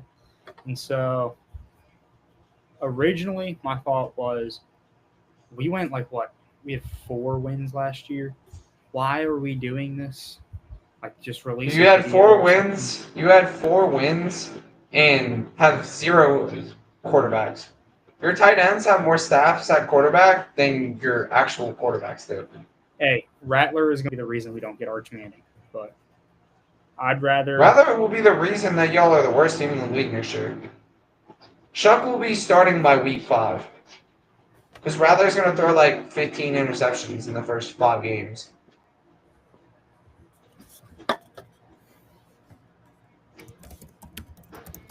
It was an exaggeration. Relax. You don't need to defend Spencer Rattler's honor. I don't agree with you there. I think Rattler's going to start a majority of the season, assuming he wins out the QB battle, which I think he will. I mean, there's not much competition there. I think Tyler Shuck is more pure passer than Rattler, though. But with our O-line getting as battered as they usually do, it's not a bad idea to have a quarterback that can roll out and make something out of nothing. Given all of what we saw last year from Rattler was with a lot of our second and third string guys because everyone was hurt. Like, I'm interested to see what he'll be able to do with Olave, assuming Olave comes back. But Olave's probably going to have a concussion by week 4. that's why I said if he comes back. If Olave gets one more concussion, I think his NFL career is done. I mean, there were talks of it being over last year, which is crazy because he never really had a problem with that at Ohio State. Well, it's because I watched it. It's because he had Derek Carr throwing him hospital balls. Dude's just getting murdered. I mean, some of them were dirty shots too. I mean, it's not just on Carr. Which I will say, might be. I think Derek Carr's. I think Derek Carr's overhated. Because every team he's been on has never been good enough for him to do anything with.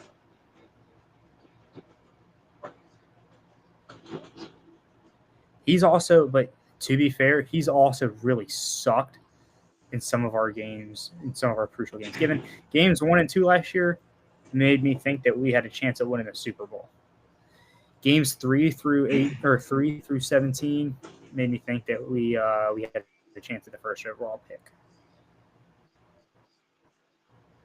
I mean, I just.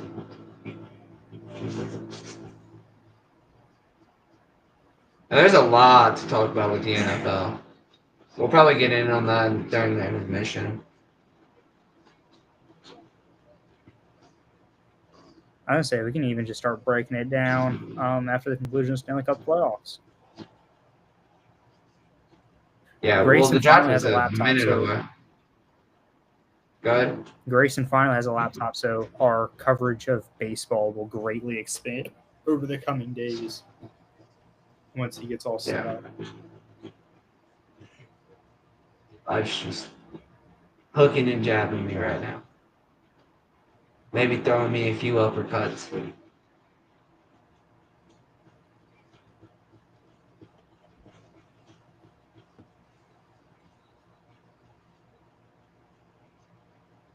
That's interesting. That was a nice opportunity. Good save by Thompson. Oh, Really good save. This is red alert for Washington, though. Take that shot. Gotta get it. This is where you gotta get it out. Ooh, another great save by Thompson. That's a toe save. Shoot that.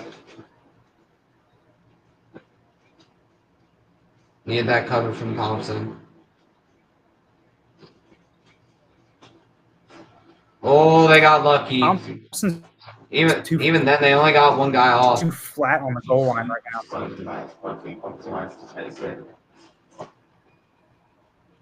They should not have blown that.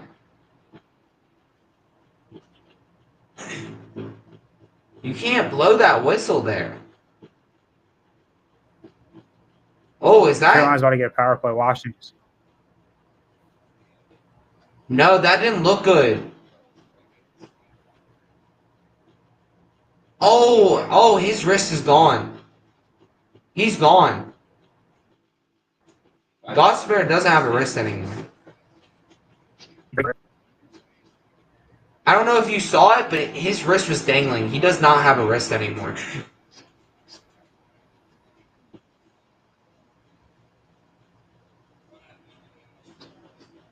Washington's gotten away with a couple of penalties during that possession. Did they not? They did call a penalty there. I'm talking before that. I mean, Ghost probably should have gone in the penalty box too. He was throwing cross checks. But I mean, Obi got away with the I would slash say on that. it was two slashes going back and forth. They're always going to get the retaliatory guy though. Well, the guy that broke Gostisbehere's wrist, yeah. Yeah, he's going to the locker room. Oh, he's still on the. Oh, he's sitting down. I thought he was going to the locker room. That didn't look good. I don't know if you saw the way his wrist was dangling, but Good save by Thomas. I've broken my wrist before, like, because the way he had his wrist dangling, it was like completely limp. He might have just lost feeling, but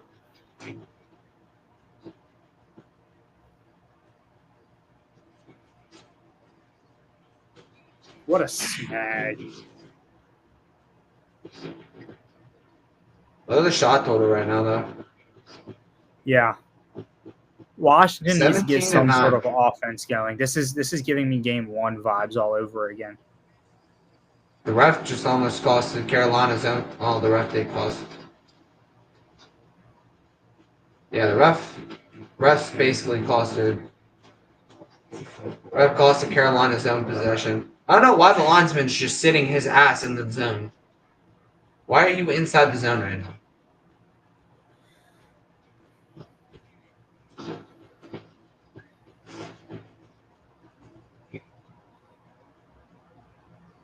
Good big keep. Oh, it's a Way to great eat that, block. Tom.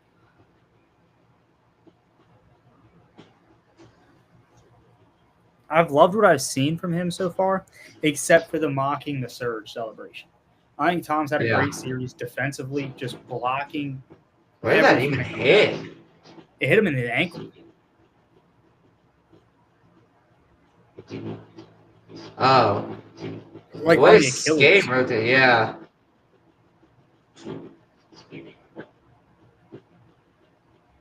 You got that doesn't feel good. Oh, no. No one's coming from a slap shot either.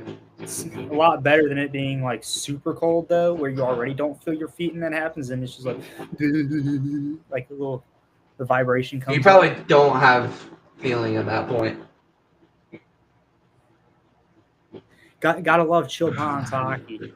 It's like 5 degrees inside the rink, and you don't feel any of your extremities.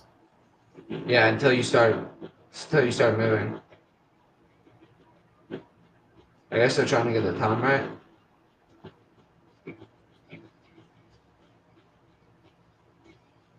Yeah.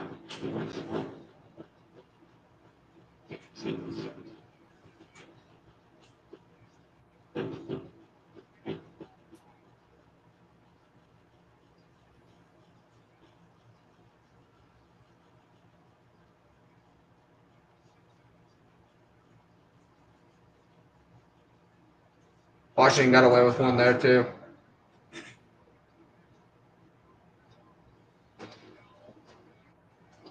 Good check by Roy down low. Good clearance.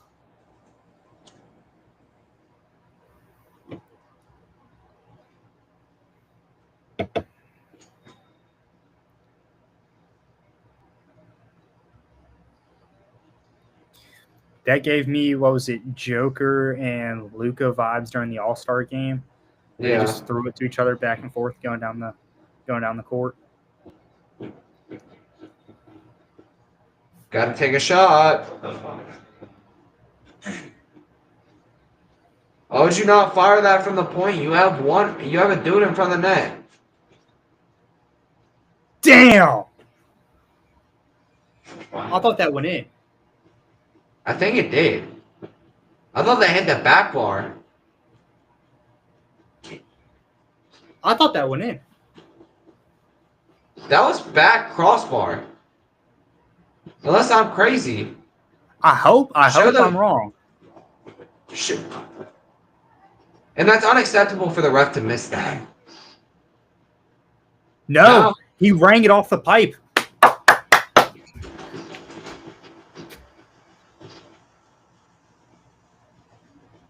Oh, it hit the left post too. Yeah. Wow.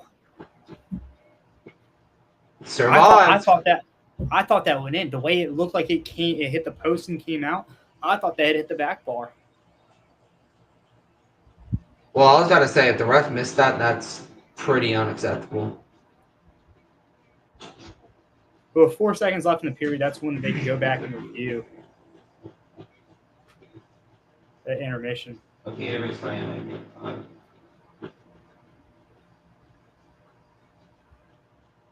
no. All right. Second round series. We've kind of already broken all of them down, but anything you want to say on any of them? More so the Western Conference, because we haven't really covered those. I think Hellebuck's got to come back.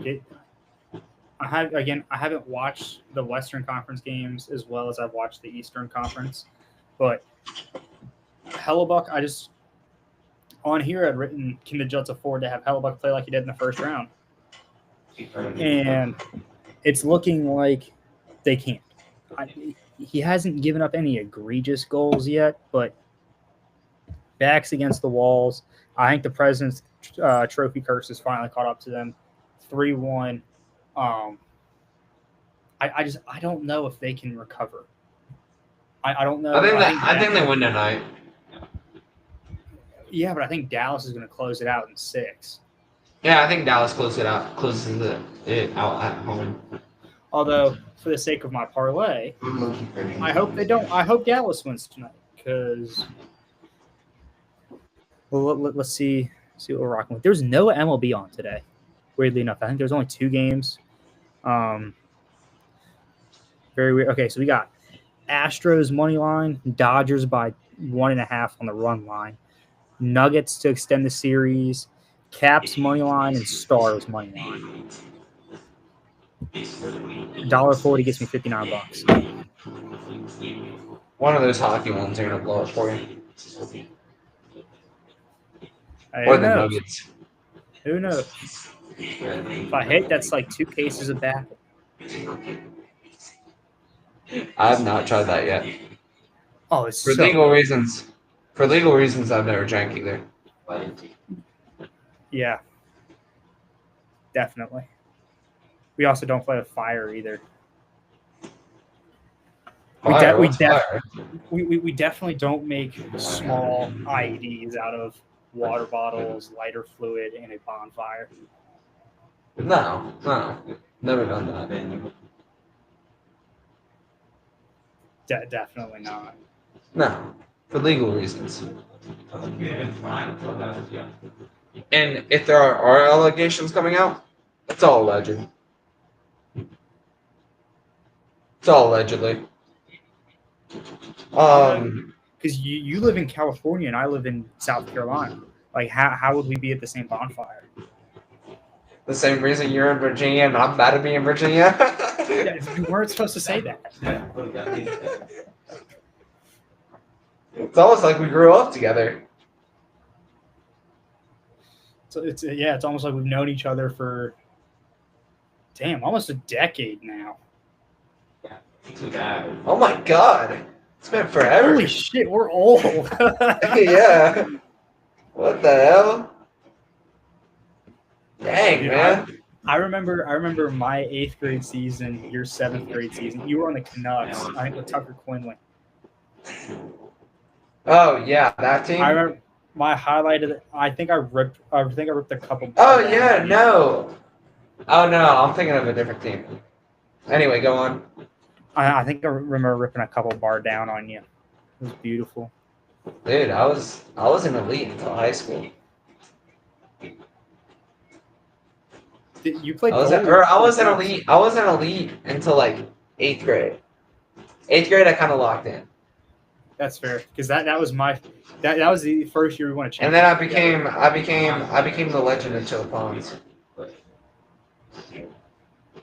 You and I both went on a legendary run. I won 4 championships, had a couple of MVPs. You had what, 2 or 3 championships? 2. My first year and then my last year. But I was always put on. I was always a first round pick, so I always got put on the bad team. Because being a first round pick would probably being a first round pick means I'm probably not getting great players on my team. To be fair, though, the depth at Chill Ponds is non-existent. At least when we were there. I don't know what it's like now, but Oh, it's probably worse. About to go coach over there for the summer league. Just show up for 2 practices and then call it a day. shit, you and I could both do that. Go We'll just trade off. I'll just I'll fly in Saturday through Monday and just coach. We'll bag skate some 10-year-olds. Your backwards crossovers aren't good enough. As much as we love hockey and could probably make great coaches, we'd also be the absolute worst coaches at the same time. Especially if we're together. Hey, it's just jokes the entire time. Hey, the good thing though, free sponsorship. Hey, you go push the net all the way down the ice. Why is my 10-year-old pushing a net all the way down the ice? I think we'd get a ring though. A proverbial ring, not a real one. Well, yeah, because I'm dressing. Oh my! Our goalie's out. I had to go get another one. Yeah. Hey, I'm 5'9". I can make it work. I'm just a really big 10-year-old. You're like what was that movie called? Benchwarmers. Yeah. I'm 12. Yeah. Oh God.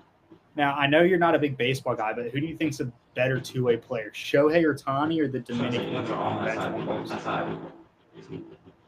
Oh, the Dominican did 100%.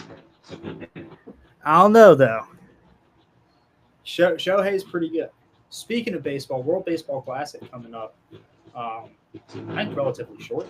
Don't care. The Asians are gonna win anyway. One of the Asian countries, probably Japan. Paul Skeens is going to lead us to victory. Nah, gonna blow it. Gonna blow it against the Japanese. We almost won last time. It was us. Yeah, and then we're gonna blow it against the Japs again.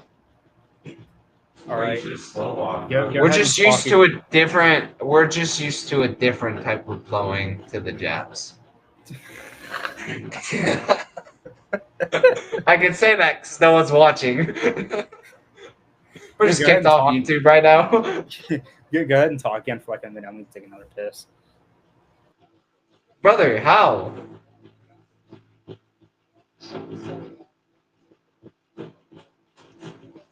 Anyways. Yeah,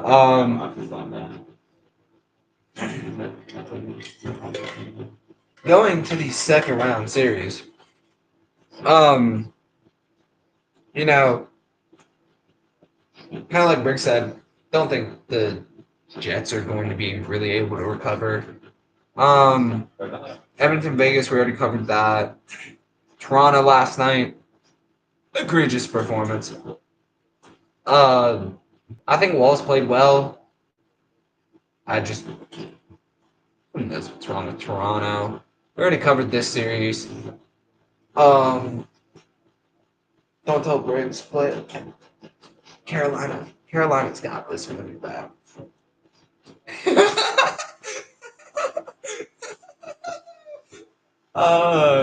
I forgot you didn't put your AirPods down. I was muted. I wasn't like I still had my AirPods. I forgot you didn't put your AirPods down this time. That was fucked.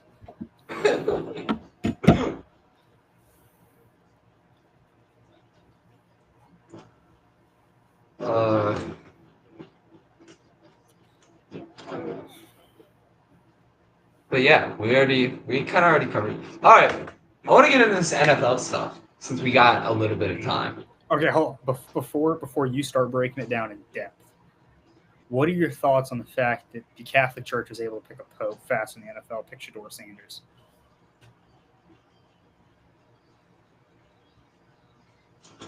I'm going to reserve that question because the Pope doesn't have a daddy that runs his mouth too much. Okay, honestly, hold on. Let's get into this because this is actually a fun topic. Shedeur Sanders, in my opinion, going to the Browns is going to be your typical Browns quarterback coming out of college. He's going to be a bust. Oh yeah, it's a bold sight. Okay, What about Dylan Gabriel? You guys are fucking trash. I'm still not decided on that one yet. But I mean, you look at Johnny Manziel, notable one. The Browns didn't draft Deshaun Watson, but he fits the mold of a Browns quarterback, being absolute trash. Who else did the Browns draft?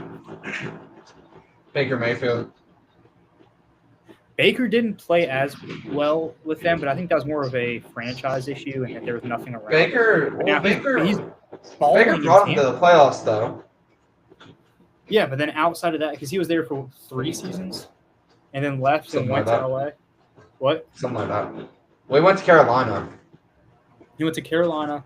He was there for a season, then went to LA. He was there for half a season. He has been in Tampa for like 2 or 3 seasons since Tom Brady left. Yeah. But when I look at Shedeur, you look at what he did in college. All of his major games were all against they played 5 out of the 6 worst teams in the Big 12, and yet still barely got to a bowl game in which they got absolutely ran out of the building.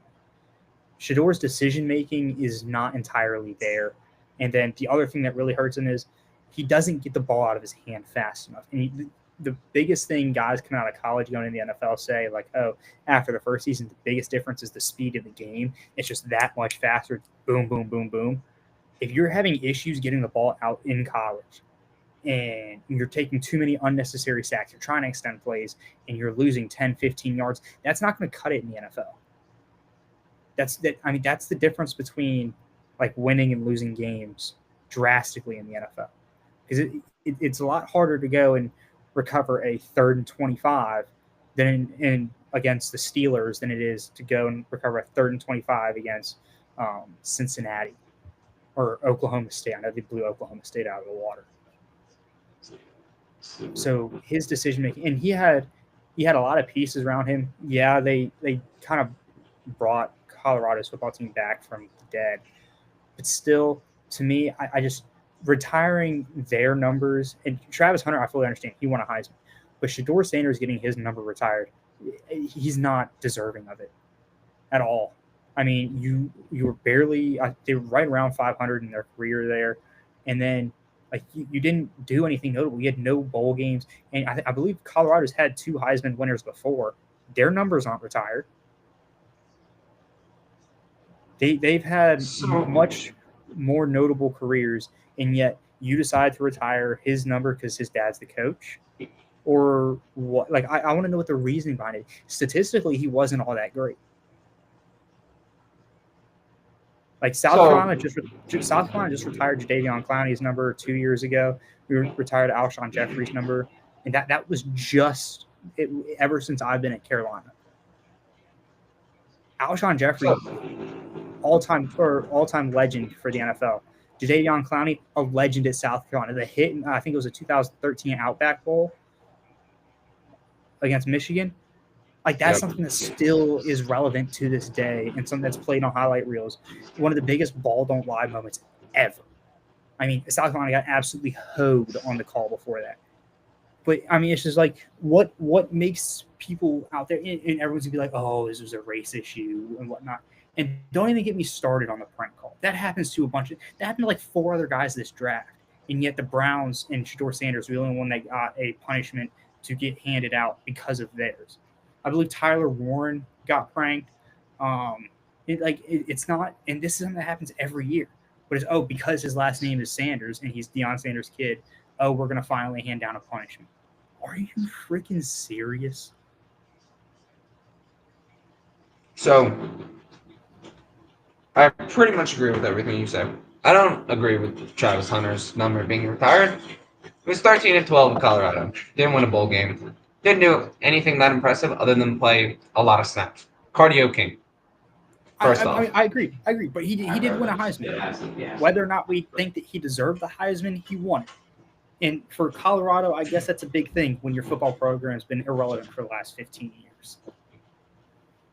So, secondly, the prank call shouldn't be a race issue. You want to know why? Because there's first 3 picks in the draft were black. It's not a race issue. NFL doesn't have a problem with race. I think 70% of the players in the NFL are black. It's not a race issue. Third,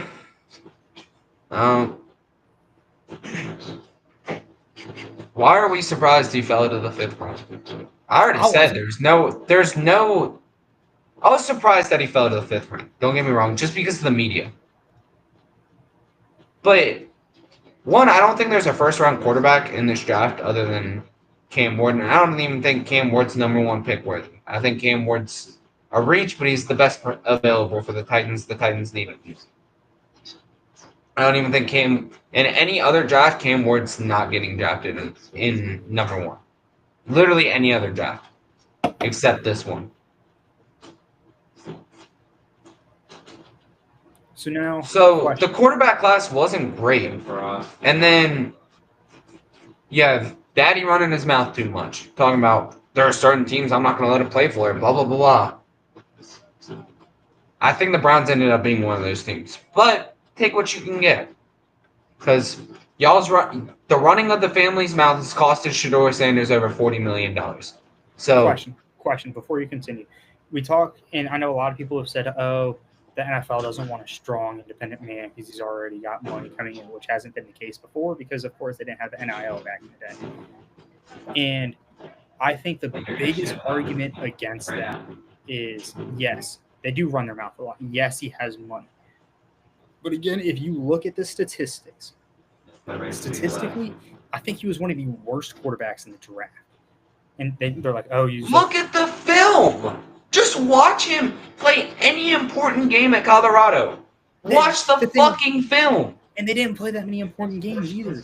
Like, again, the one bowl game they played, they got ran out of the – he probably would have been a 3rd-round pick maybe if he didn't play that bowl game, just because his film for that bowl game was so bad. Watch the film.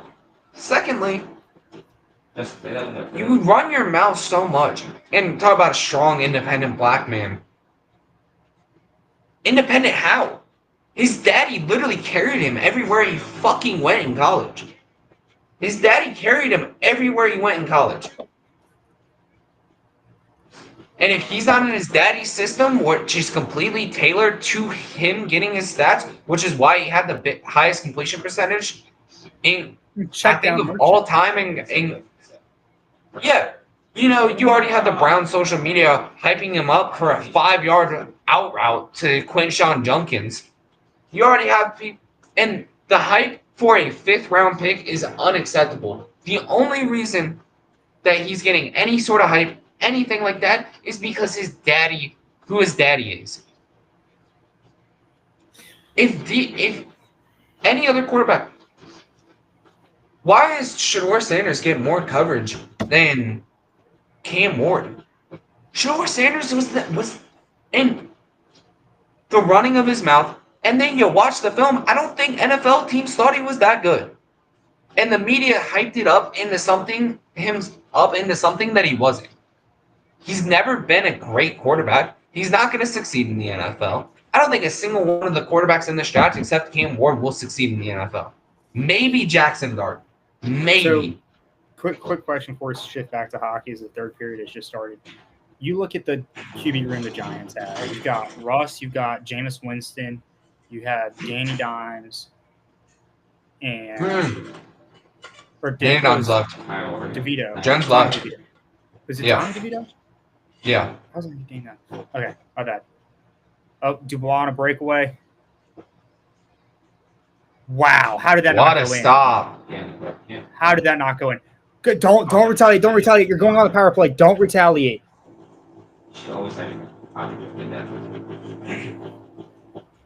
Washington should be getting a power play right here. I don't know how Dubois doesn't score that. I mean, Anderson was doing the splits. What a stretch pass. Oh my goodness, that was so close to going in. What a stop by Anderson. On that needs to be Sports Center. That's what the What white a part of the stop. skate. That is unbelievable. And the Oh second my. opportunity. Watch the rebound from Wilson. Kicks it out, and then Wilson hits it again and still gets it with the pad. Are they going to the power play? They should I'm not be. really sure what for. It looked like someone came It's in not and a decked trip. Wilson. No, someone came in and decked Wilson after the play was over. Watch, ready? Whistle was blown, and boom. I mean, the whistle wasn't blown yet. Okay, that's fine. I'm fine with that call. Whatever. I think the ref was in the process of blowing the whistle, and then Martin. Yeah, he had his whistle up in his hand. And then Or immediately you up see near his mouth. But you look at Yeah, that's fine. You look at the four they have there. How who do you go with? Like, do you put Russ as the 1, Jameis as the 2, and then where you put I guess Dart as the 3 and DeVito as 4? Yeah, I think And then does DeVito get relegated? I think it's very probably. I think it's very fluid. I think you have Russ at 1. And then I think 3 through 4 is tentatively just up for grabs. Jameis at 2, and then 2 through 4. Jackson at 3. I think you release Tommy DeVito because he's never going to be a successful NFL quarterback. He had a run with the attack. I thought that was good. If there's a team you should be on, it's probably a team in New York with the Italian connections there.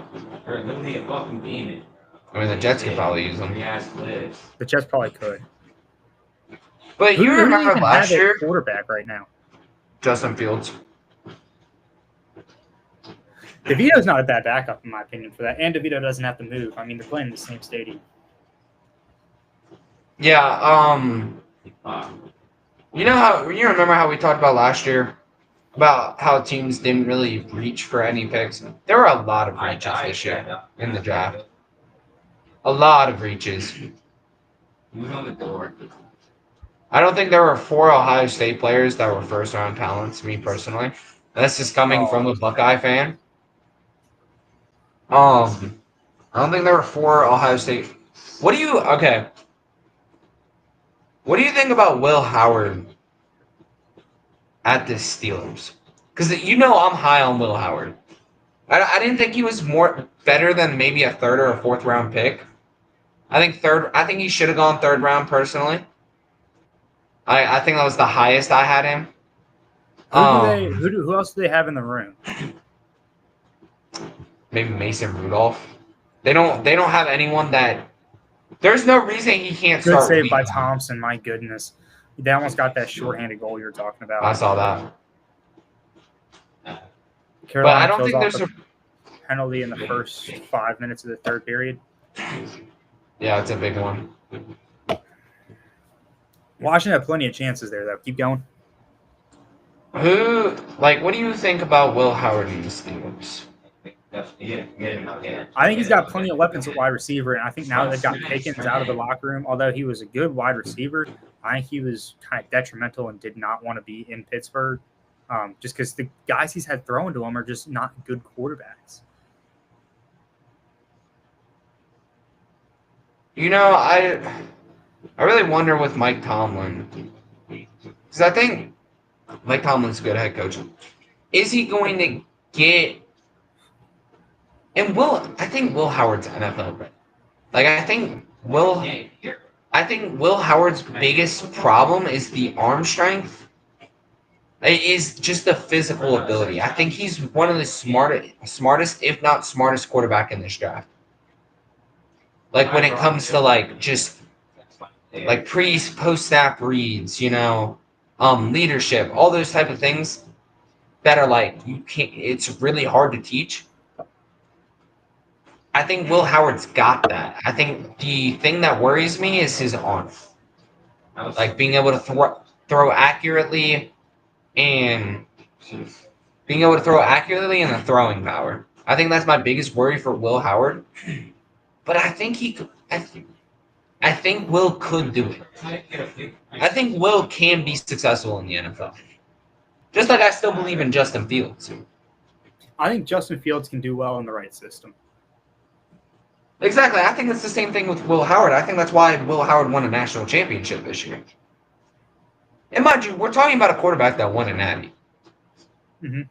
Basically, with the same team. Granted, there are a couple guys out of the transfer portal, but with essentially the same team that Kyle McCord had.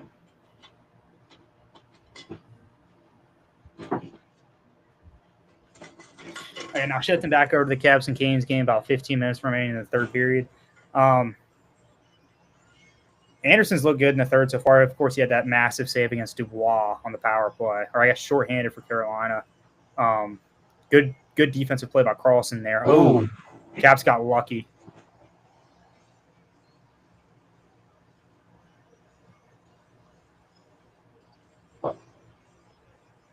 That puck went right through the slot.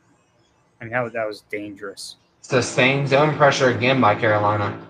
Another good defensive play, though, kind of watching that little backhand pass. I know, but it's like it's out of the zone and then it's back in for Carolina. And it's really impressive because Carolina only forechecks with 3 guys. Yeah. Because you won't catch Carolina pinching.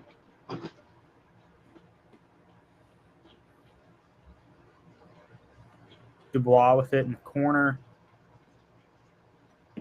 Shot blocked by Orlov up front.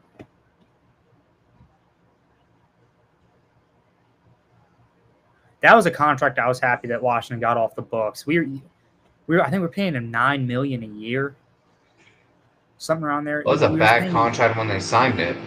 Yeah, it was so much money, and he's a good player. He's not worth that. He's a top 4 defenseman.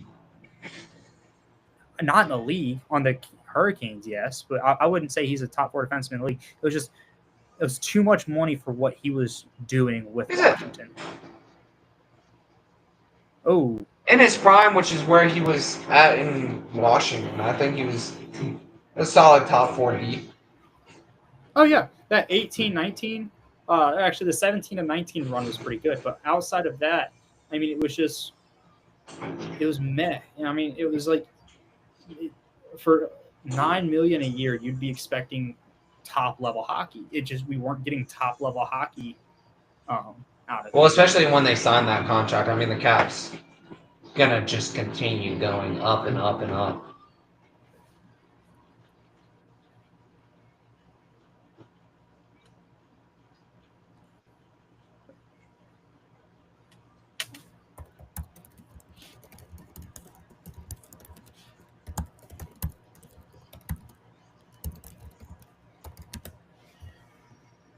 Wait, Chili's commercial came on? Well, he sounds fast, right? Dude, we gotta go hit up Chili's when you come home. Shoot, bro. Less than a month and I'll be home. Less than a month away. Hit up. I don't know what your ability to consume beverages is, but we gotta go somewhere where they got dollar drinks and then just take some lime scooters home. Legally, I'm obligated to say I can't do that. I know, but or you can drive me. I think Davis. That sounds like a plan. I think Davis will be. He said. Let's see. I don't think his birthday's that soon. His birthday was in July. Oh, well, we'll figure it out. There's Hellebuck showing up for Game 5. Oh, he does? I didn't know his birthday was that soon. His birthday's in like 2 weeks. June 1st. I didn't know he's about to turn 21.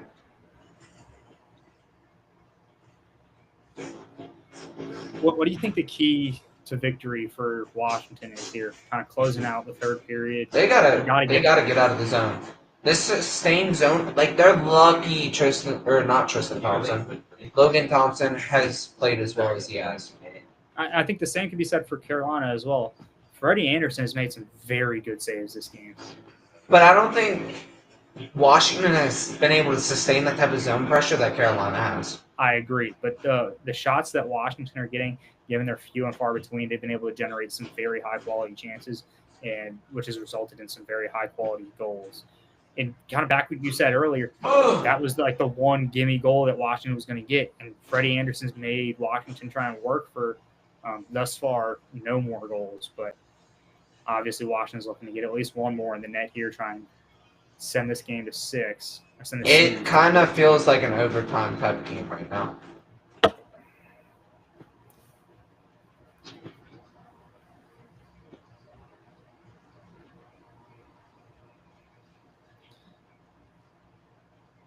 That hit on Anderson kind of worried me.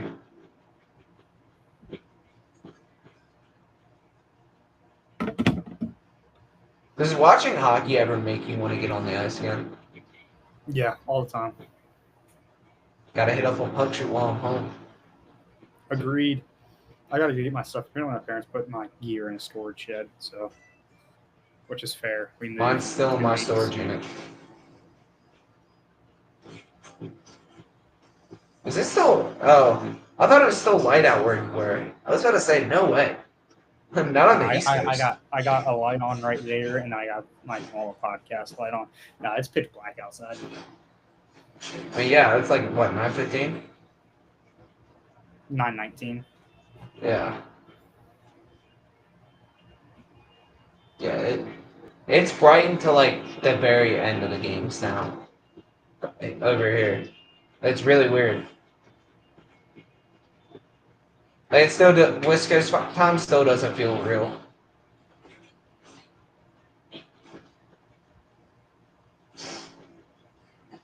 Why? You gotta Always keep got to that watch in. those cross checks in the corner. I agree. Sandine looked like it caught him a little bit off guard. Well, you're skating back. Just can't. You gotta keep that in. And Sandine's got to take another stride before he shoots that in too, because now he just got called for icing.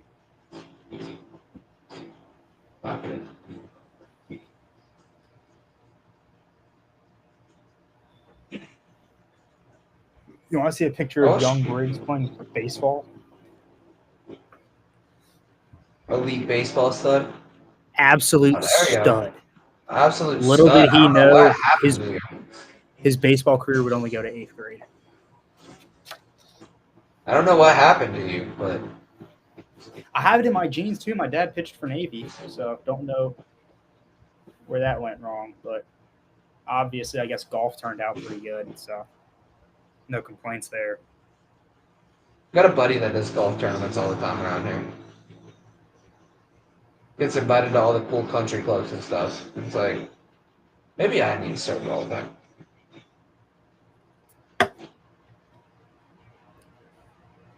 Drinking on a golf course is top 3 places to drink, in my opinion. Oh, great chance in front. McMichael had a good quality chance. Oh, another one. Shot blocked in front.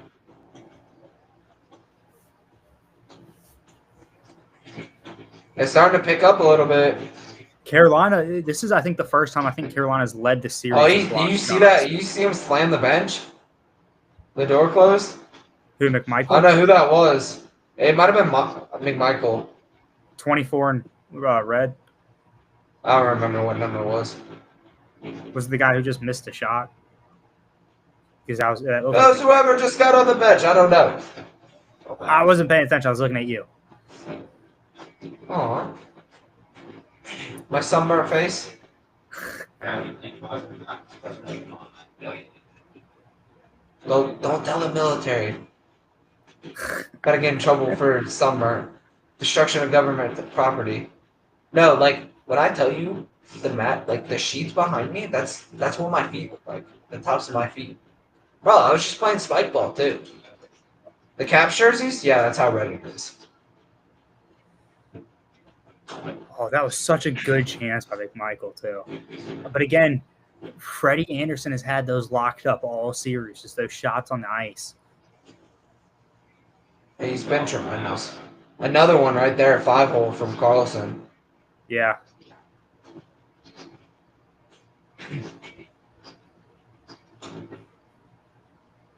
Brother probably has. Actually, I can't say that. We gotta be nicer around here. Wait, what were you gonna say? I was gonna say, brother probably has no idea what icing is. Looking like that. The fan that had the towel wrapped around his head. He was just here for the social status. Oh, that was another good opportunity for front shot because it looked like it was blocked wide.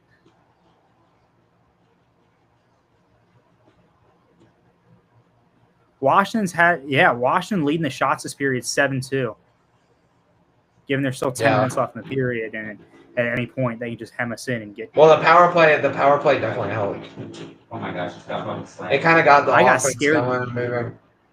My heart dropped for a second. I didn't see the puck go out, but I just saw Thompson looking around and he was in that position like he just got scored on. I was like, no way they just scored on us.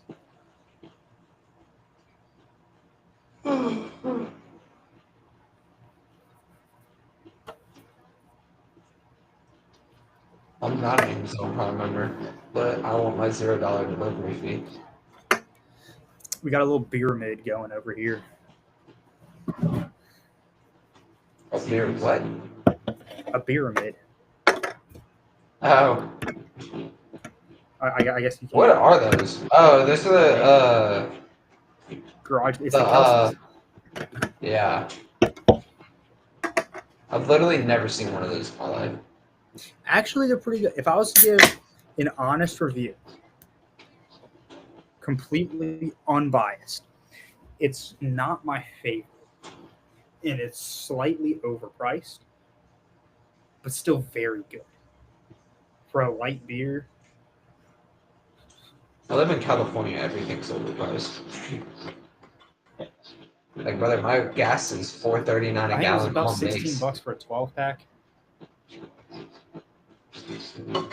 Oh no, Well, yeah, alcohol prices. for I couldn't tell you the last time I Virginia, bought for alcohol. Virginia beer prices, 60.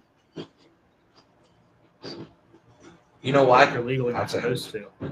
Yeah. Definitely didn't have an apartment before this.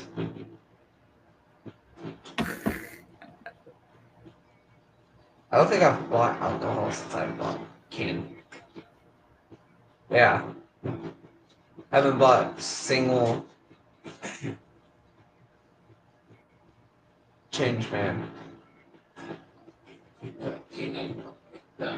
Dude, I need to find out. Hold on, let me see if they got any of those Skriegel cowboy hats on eBay. That thing was awesome. The what? The Skriegel, the black alternate jersey with the caps, the Screaming Eagle. Oh.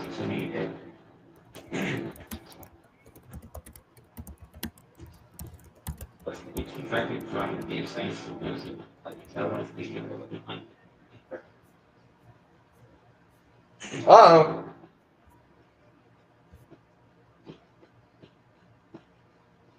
That was almost very bad for Washington. Hey, right, you should be doing that now, getting a couple games minutes. Good save by Anderson there. Yeah, that was almost very bad for Washington.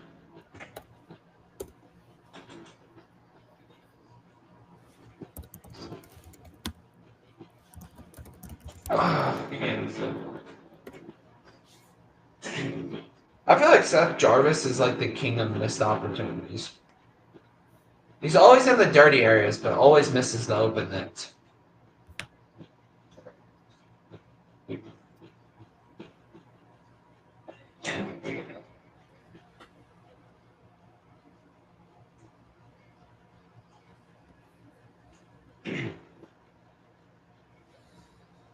Fortunately, they did not have any of those cowboy hats. The little kid had like the greatest cowboy hat I think I've ever seen.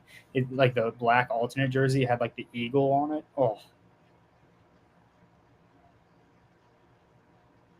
what a You diving gotta play! shoot that stall? What a diving play! I think that was Chikrin again. I don't know why Stahl didn't shoot that. You know he's gonna block the pass. Play the pass.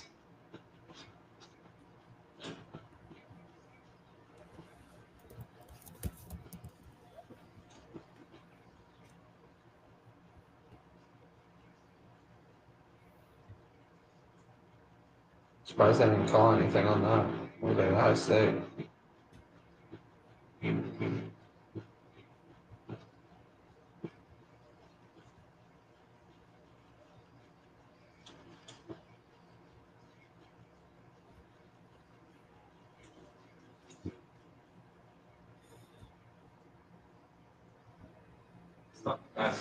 I still can't see. Bradley, you can send me potentially. Does you just walk out in the open while you're reloading, by the way.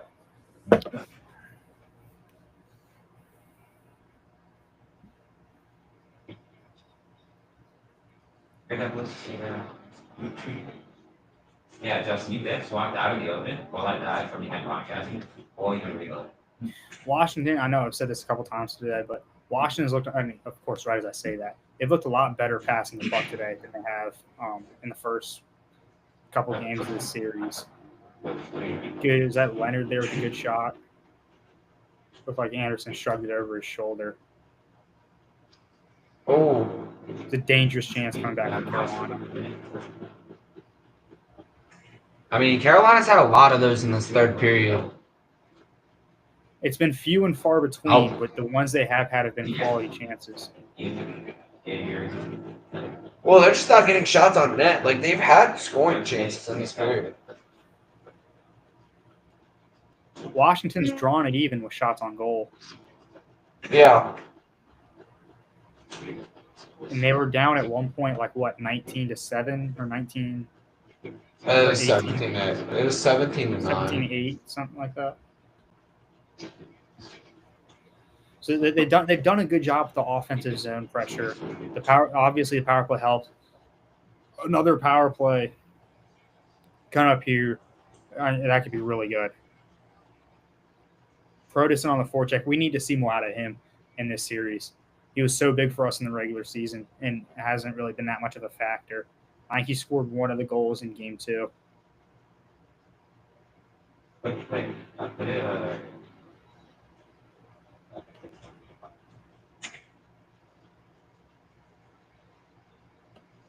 Good hit by Tom there in the corner. There's Gostisbehere again with his broken wrist. Dude, limp wrist? Not a good situation. Maybe he is playing with a broken wrist. Won't come out until that. I mean, you wouldn't be surprised though. Like, to get I this still far, would. You would think he would go back and at least like go get a brace or something, just to hold it in or place. go get it taped up or some sort of support. Yeah. I mean, they probably X-rayed it during the intermission. But I mean, also, I think their adrenaline is so high right now that, I mean, if they did, like, it's not going to hurt as much as it is tomorrow morning, just because of how much adrenaline is in their blood right now. Yeah, that's why I said they probably X-rayed it during the intermission, just to be sure. Backside.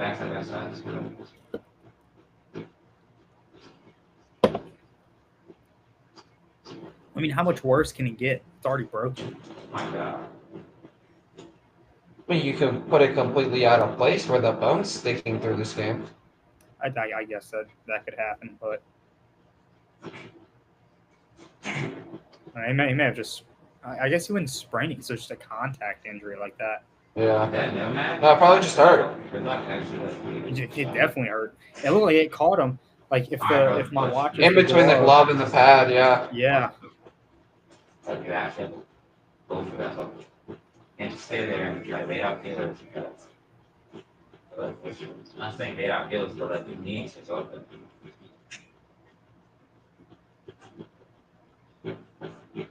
Bradley, go Liz. You already know where.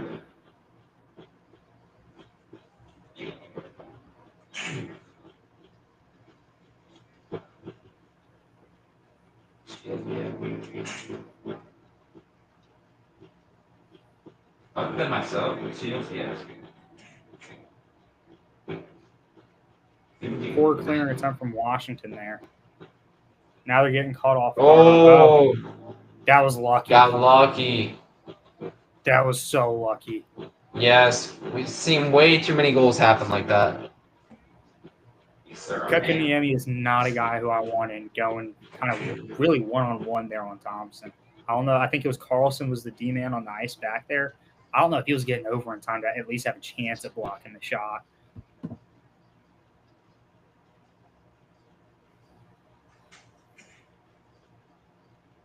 So,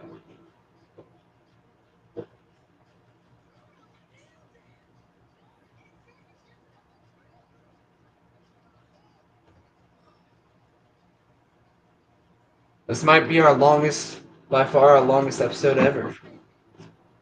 I think our longest previous one was like an hour and a half, hour and 45. Yeah. Dude, charge up, we couldn't do the NFL stream. Like I said, life's been hooking and jabbing, bro. The draft Yeah. stream? Life's been hooking and jabbing. We got to get our 2 new members kind of set up and squared away to be able to contribute more. But I think the big thing is sometimes we get it. All 4 of us are real busy people, so it's hard to get someone.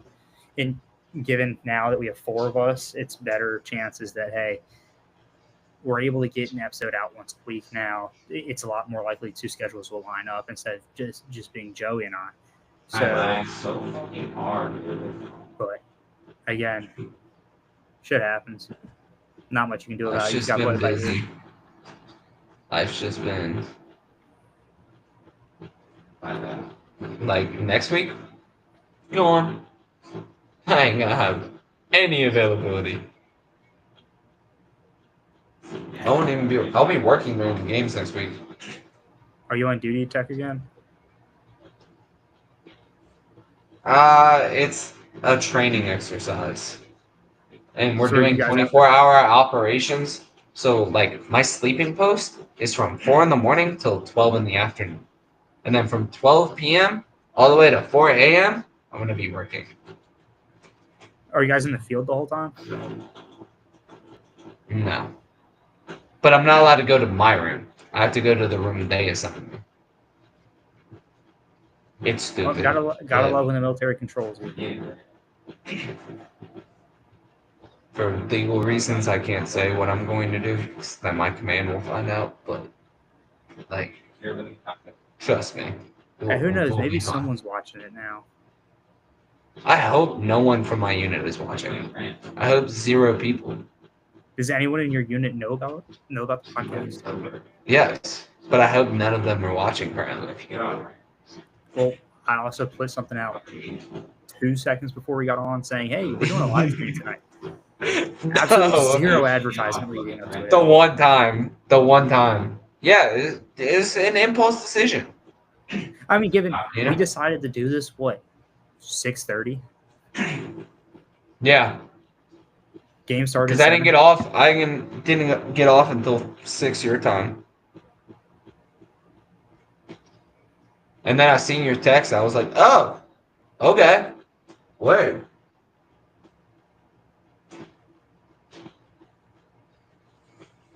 Can't start New yawning Kings now. It's only GM 6:30. Ken Holland says Jim Hiller is to return as Kings head coach. That doesn't surprise me. It's like his first or second season. I mean, Ken Holland was already a bad hire. Single-handedly destroyed the Red Wings franchise. And there's a reason he's not at Edmonton anymore. Oh, Oh, what a save! Season-saving save right there. yeah. I'd rather shoot your bees and fuck that at Hiller. Thompson is that should have been too many men on the ice too.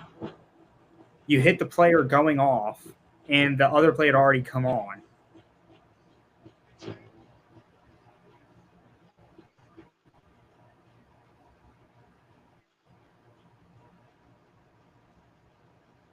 That's crazy. The giveaways were 10-10 at one point. Now they are 21-10. In favor of who? Well, Carolina has 21, so Washington. Giveaways? Yeah.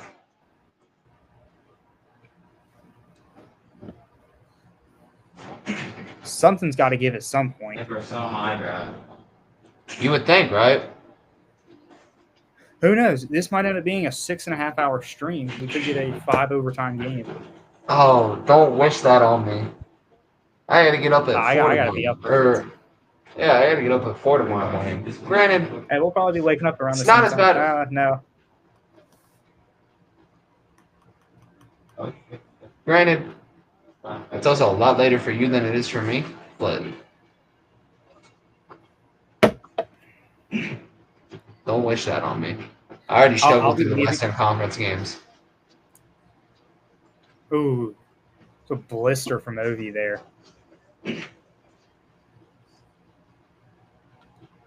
Carolina's Round being two. able to break it out too easy right now. Oh! No!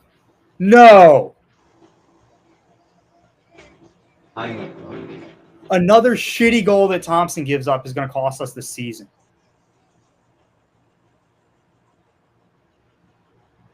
Svechnikov puts it in from a 0-degree angle on the goal line.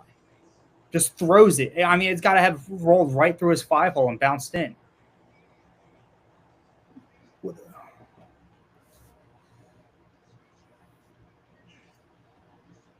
Obi's got to get that shot on frame, too. I think Walker deflected it. I knew the 3-on-2 was a bad look. Where did it go?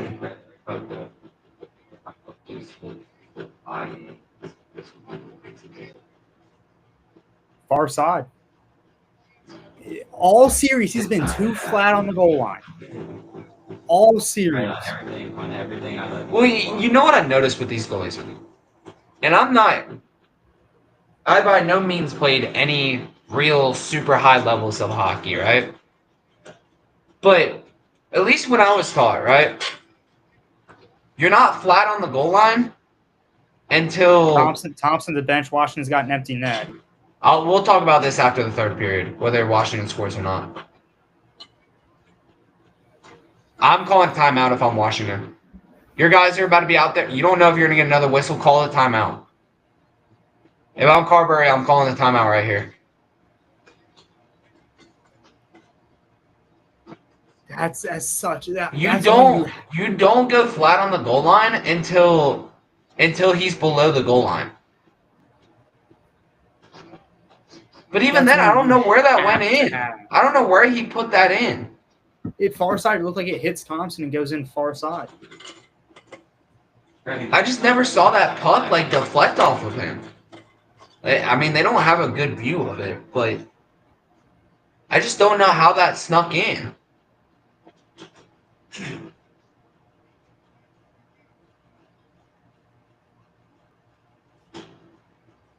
I think Washington should have called the timeout there. I think that was a really bad decision on Carberry.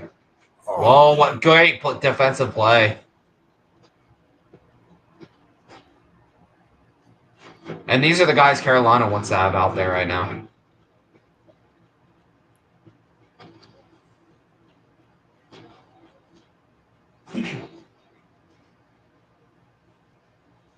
If you're Washington, you have time now.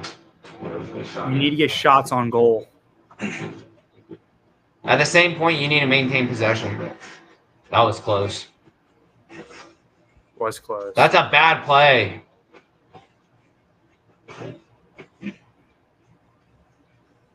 Possibly less than a minute left in Washington season. That's out. That's missing. Time out. Oh, they called no icing.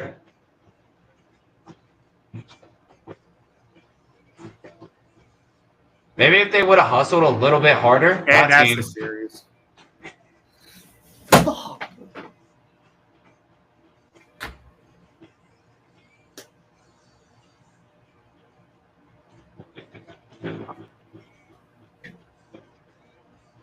Wow.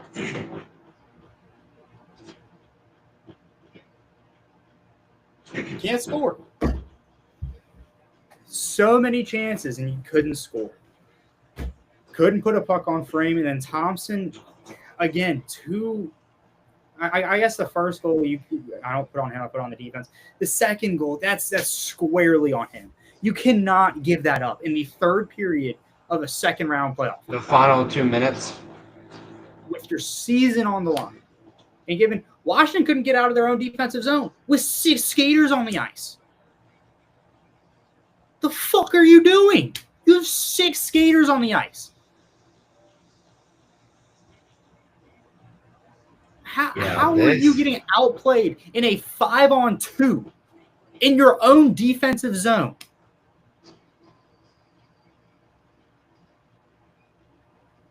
That's icing that officially ices the series. Wow.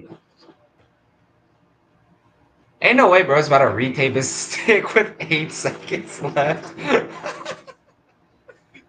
Ain't no way, bro. Damn, Carberry, lead by example. Having your head down? Shit.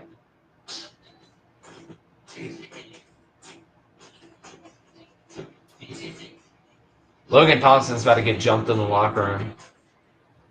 I don't blame him. Shit, I'd fucking jump him the second he comes out of the damn arena. How do you give that up? You're supposed to be one of the best goalies in the league, and yet the entire series, you've given up cupcake after cupcake after cupcake. I've seen you make better saves than this. And no offense to you, but that should be an embarrassment. Not to the organization even, to the entire freaking city, the entire fan base. How do you give that up?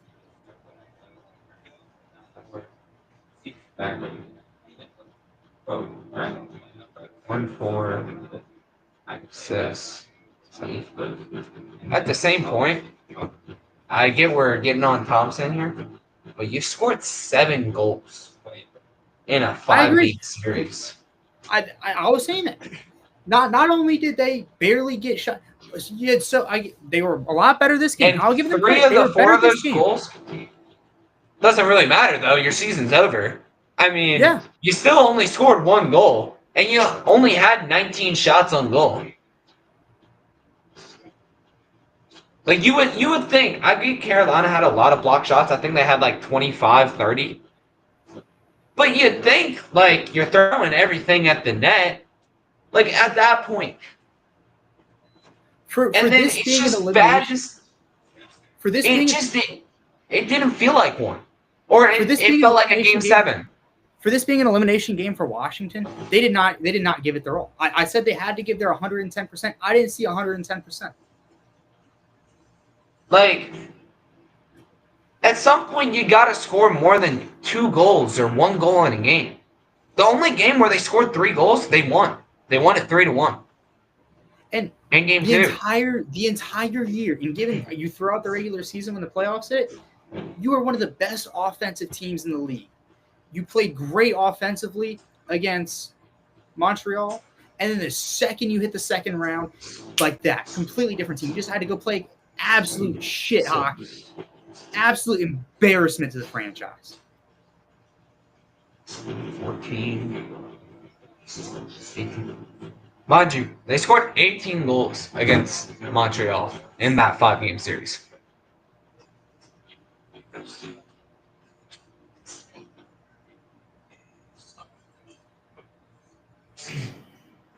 I mean, I don't even know where to go.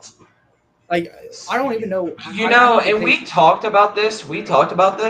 Like, what if the Great Chase causes Washington to lose a little bit of steam?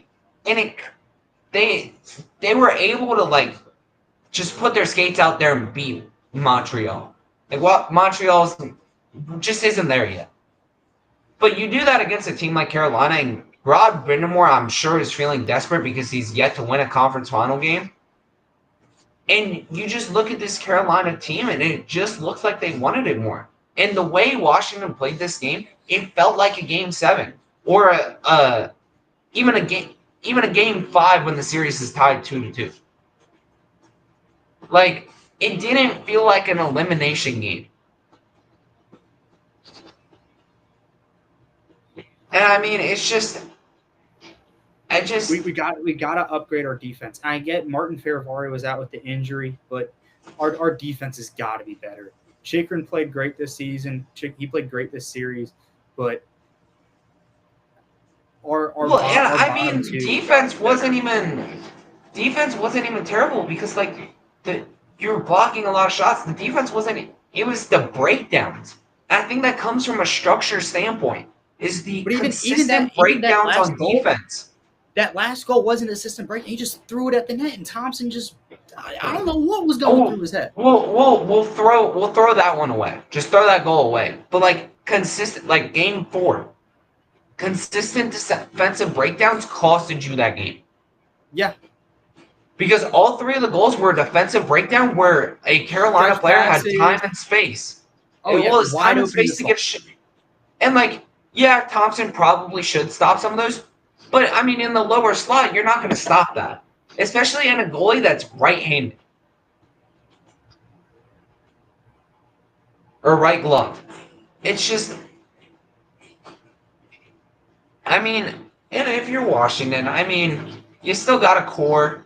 Like, where you go from here, you're probably going to run it back next year. Maybe get a couple of different extra pieces, but right back to the second round exit again. I've been watching this team for 17 years now, and 85% of the playoff series I've been able to watch are second round exits. yeah. They broke the curse. They broke the curse for the 1 year, and then they go. It's the same way with Colorado. Broke the curse for 1 year, and then it's the same mediocrity of losing in the first and the second round. What major NHL free agents are there? There's not a Who lot. do we have room for?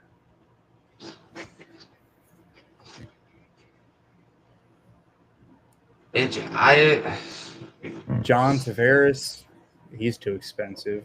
Marner. Backstrom's a free agent. Backstrom's going to retire, though. Orlov's a free agent. I don't know if we want him back. What if we – hold on. Hear me out. Brad Marchand and Tom Wilson on the same team in Washington. Who? Hold on. Brad Marchand. It won't happen. He'll resign in Florida.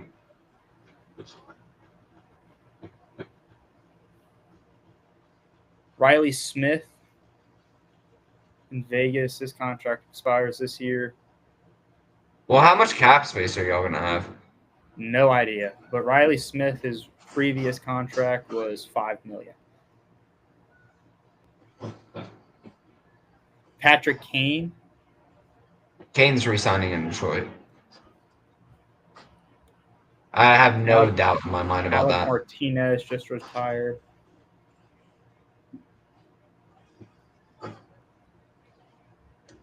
How about Bowen Martinez out of Buffalo? Does he resign? I don't know. I mean, if they give him enough money, he might. He's a restricted free agent. Oh, yeah, he'll resign.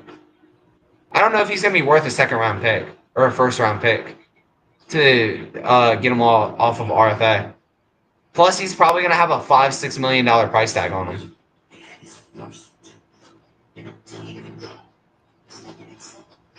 I just don't know. I don't know if it's worth giving up a first-round pick, especially because your core is slowly getting older if you're Washington. I mean, Bo Byram's great, but he's probably going to have to resign because he's on RFA. We just kind of recycled our core, though, and got them a lot younger. Because they were one of the younger teams this year, I think. Dallas last year, just started. Okay, well, I don't feel like doing this for another 3 hours. Cry. Well, at least you won't be stressing. Yeah, I guess the pain's over. Oh, the pain's going to be there for... It's going to sting for a little bit. Another wasted season. At the same point, I mean, if I told you you'd be a second-round exit to Carolina, you probably wouldn't be surprised. But if I would have told you would have had a great regular season, you would have been. Well, my thing, though, is I would have been fine with a second-round exit if we had looked better. Yeah. They didn't look like the team that, like, if they looked like they had tried and actually given it their all, and I'm like, hey, I am very comfortable saying, hey, we gave it our all. We genuinely just weren't good enough. They didn't look like they gave it all. Yeah, I mean, seven goals in a 5-game series. I mean, it's just unbelievable. It just, I mean, you can't win like that. And hold on, let me count the amount of goals that Carolina scored. A lot more than 7. 2, 3, 7, 12, 15. So they got outscored 15-7 in that series. And granted, I think 3 of them were empty net goals. But at least 3 of them. But 1, 2.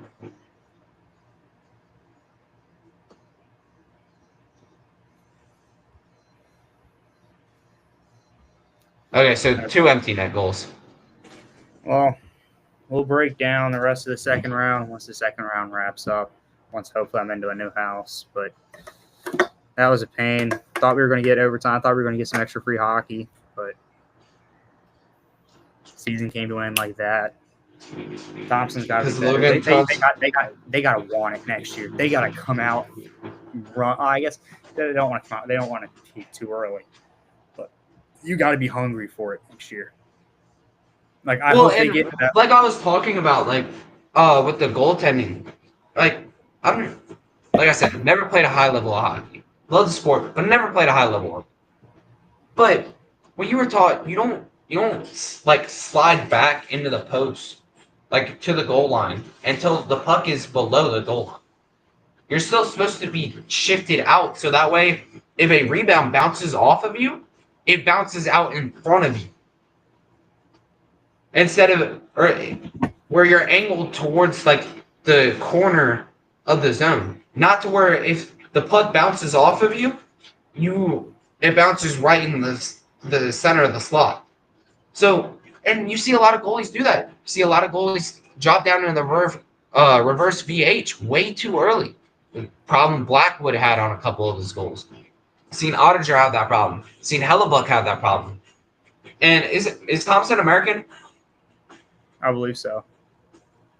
He might be A lot of Canadian. a lot of the North American goalies have had that problem. I haven't seen Freddie Anderson have that problem. But the North American goalies, I don't know what these North American. I don't know what they're teaching, but I mean, even Shesterkin, I don't see Shesterkin that really had that problem. You think about these North American goalies, I don't know what they're getting taught, but it's not the way I was taught. And it's weird because it's costing you goals. And offenses have gotten better and goaltending's kind of gotten worse. You don't have a Carey Price anymore, or a Jonathan Quick, or a Henrik Lundqvist. You don't have these guys anymore. I mean, I'm sure there's a couple of elite goalies I'm forgetting, and that's what you've noticed a lot in these playoffs. It's definitely different. Well, we'll wrap up this live stream. We'll get back to it. We might cover this again. It was fun. Now that we might do one for the Stanley Cup playoffs. The final? Yeah. Praying for a Game 7. Praying for a Game 7. Hands down. Best thing ever in sports is Game 7 of the Stanley Cup final. I think the last one we had was Blues and Bruins. No, last year. Edmonton came back. I wasn't. Yeah, you weren't there. I wasn't able to watch that. Okay. Well, I have to take another piss, so I'm gonna sign off and shut her down. All right. Have a good one, y'all. We'll see y'all again soon. Thanks for tuning in as the Capitals' demise came to fruition.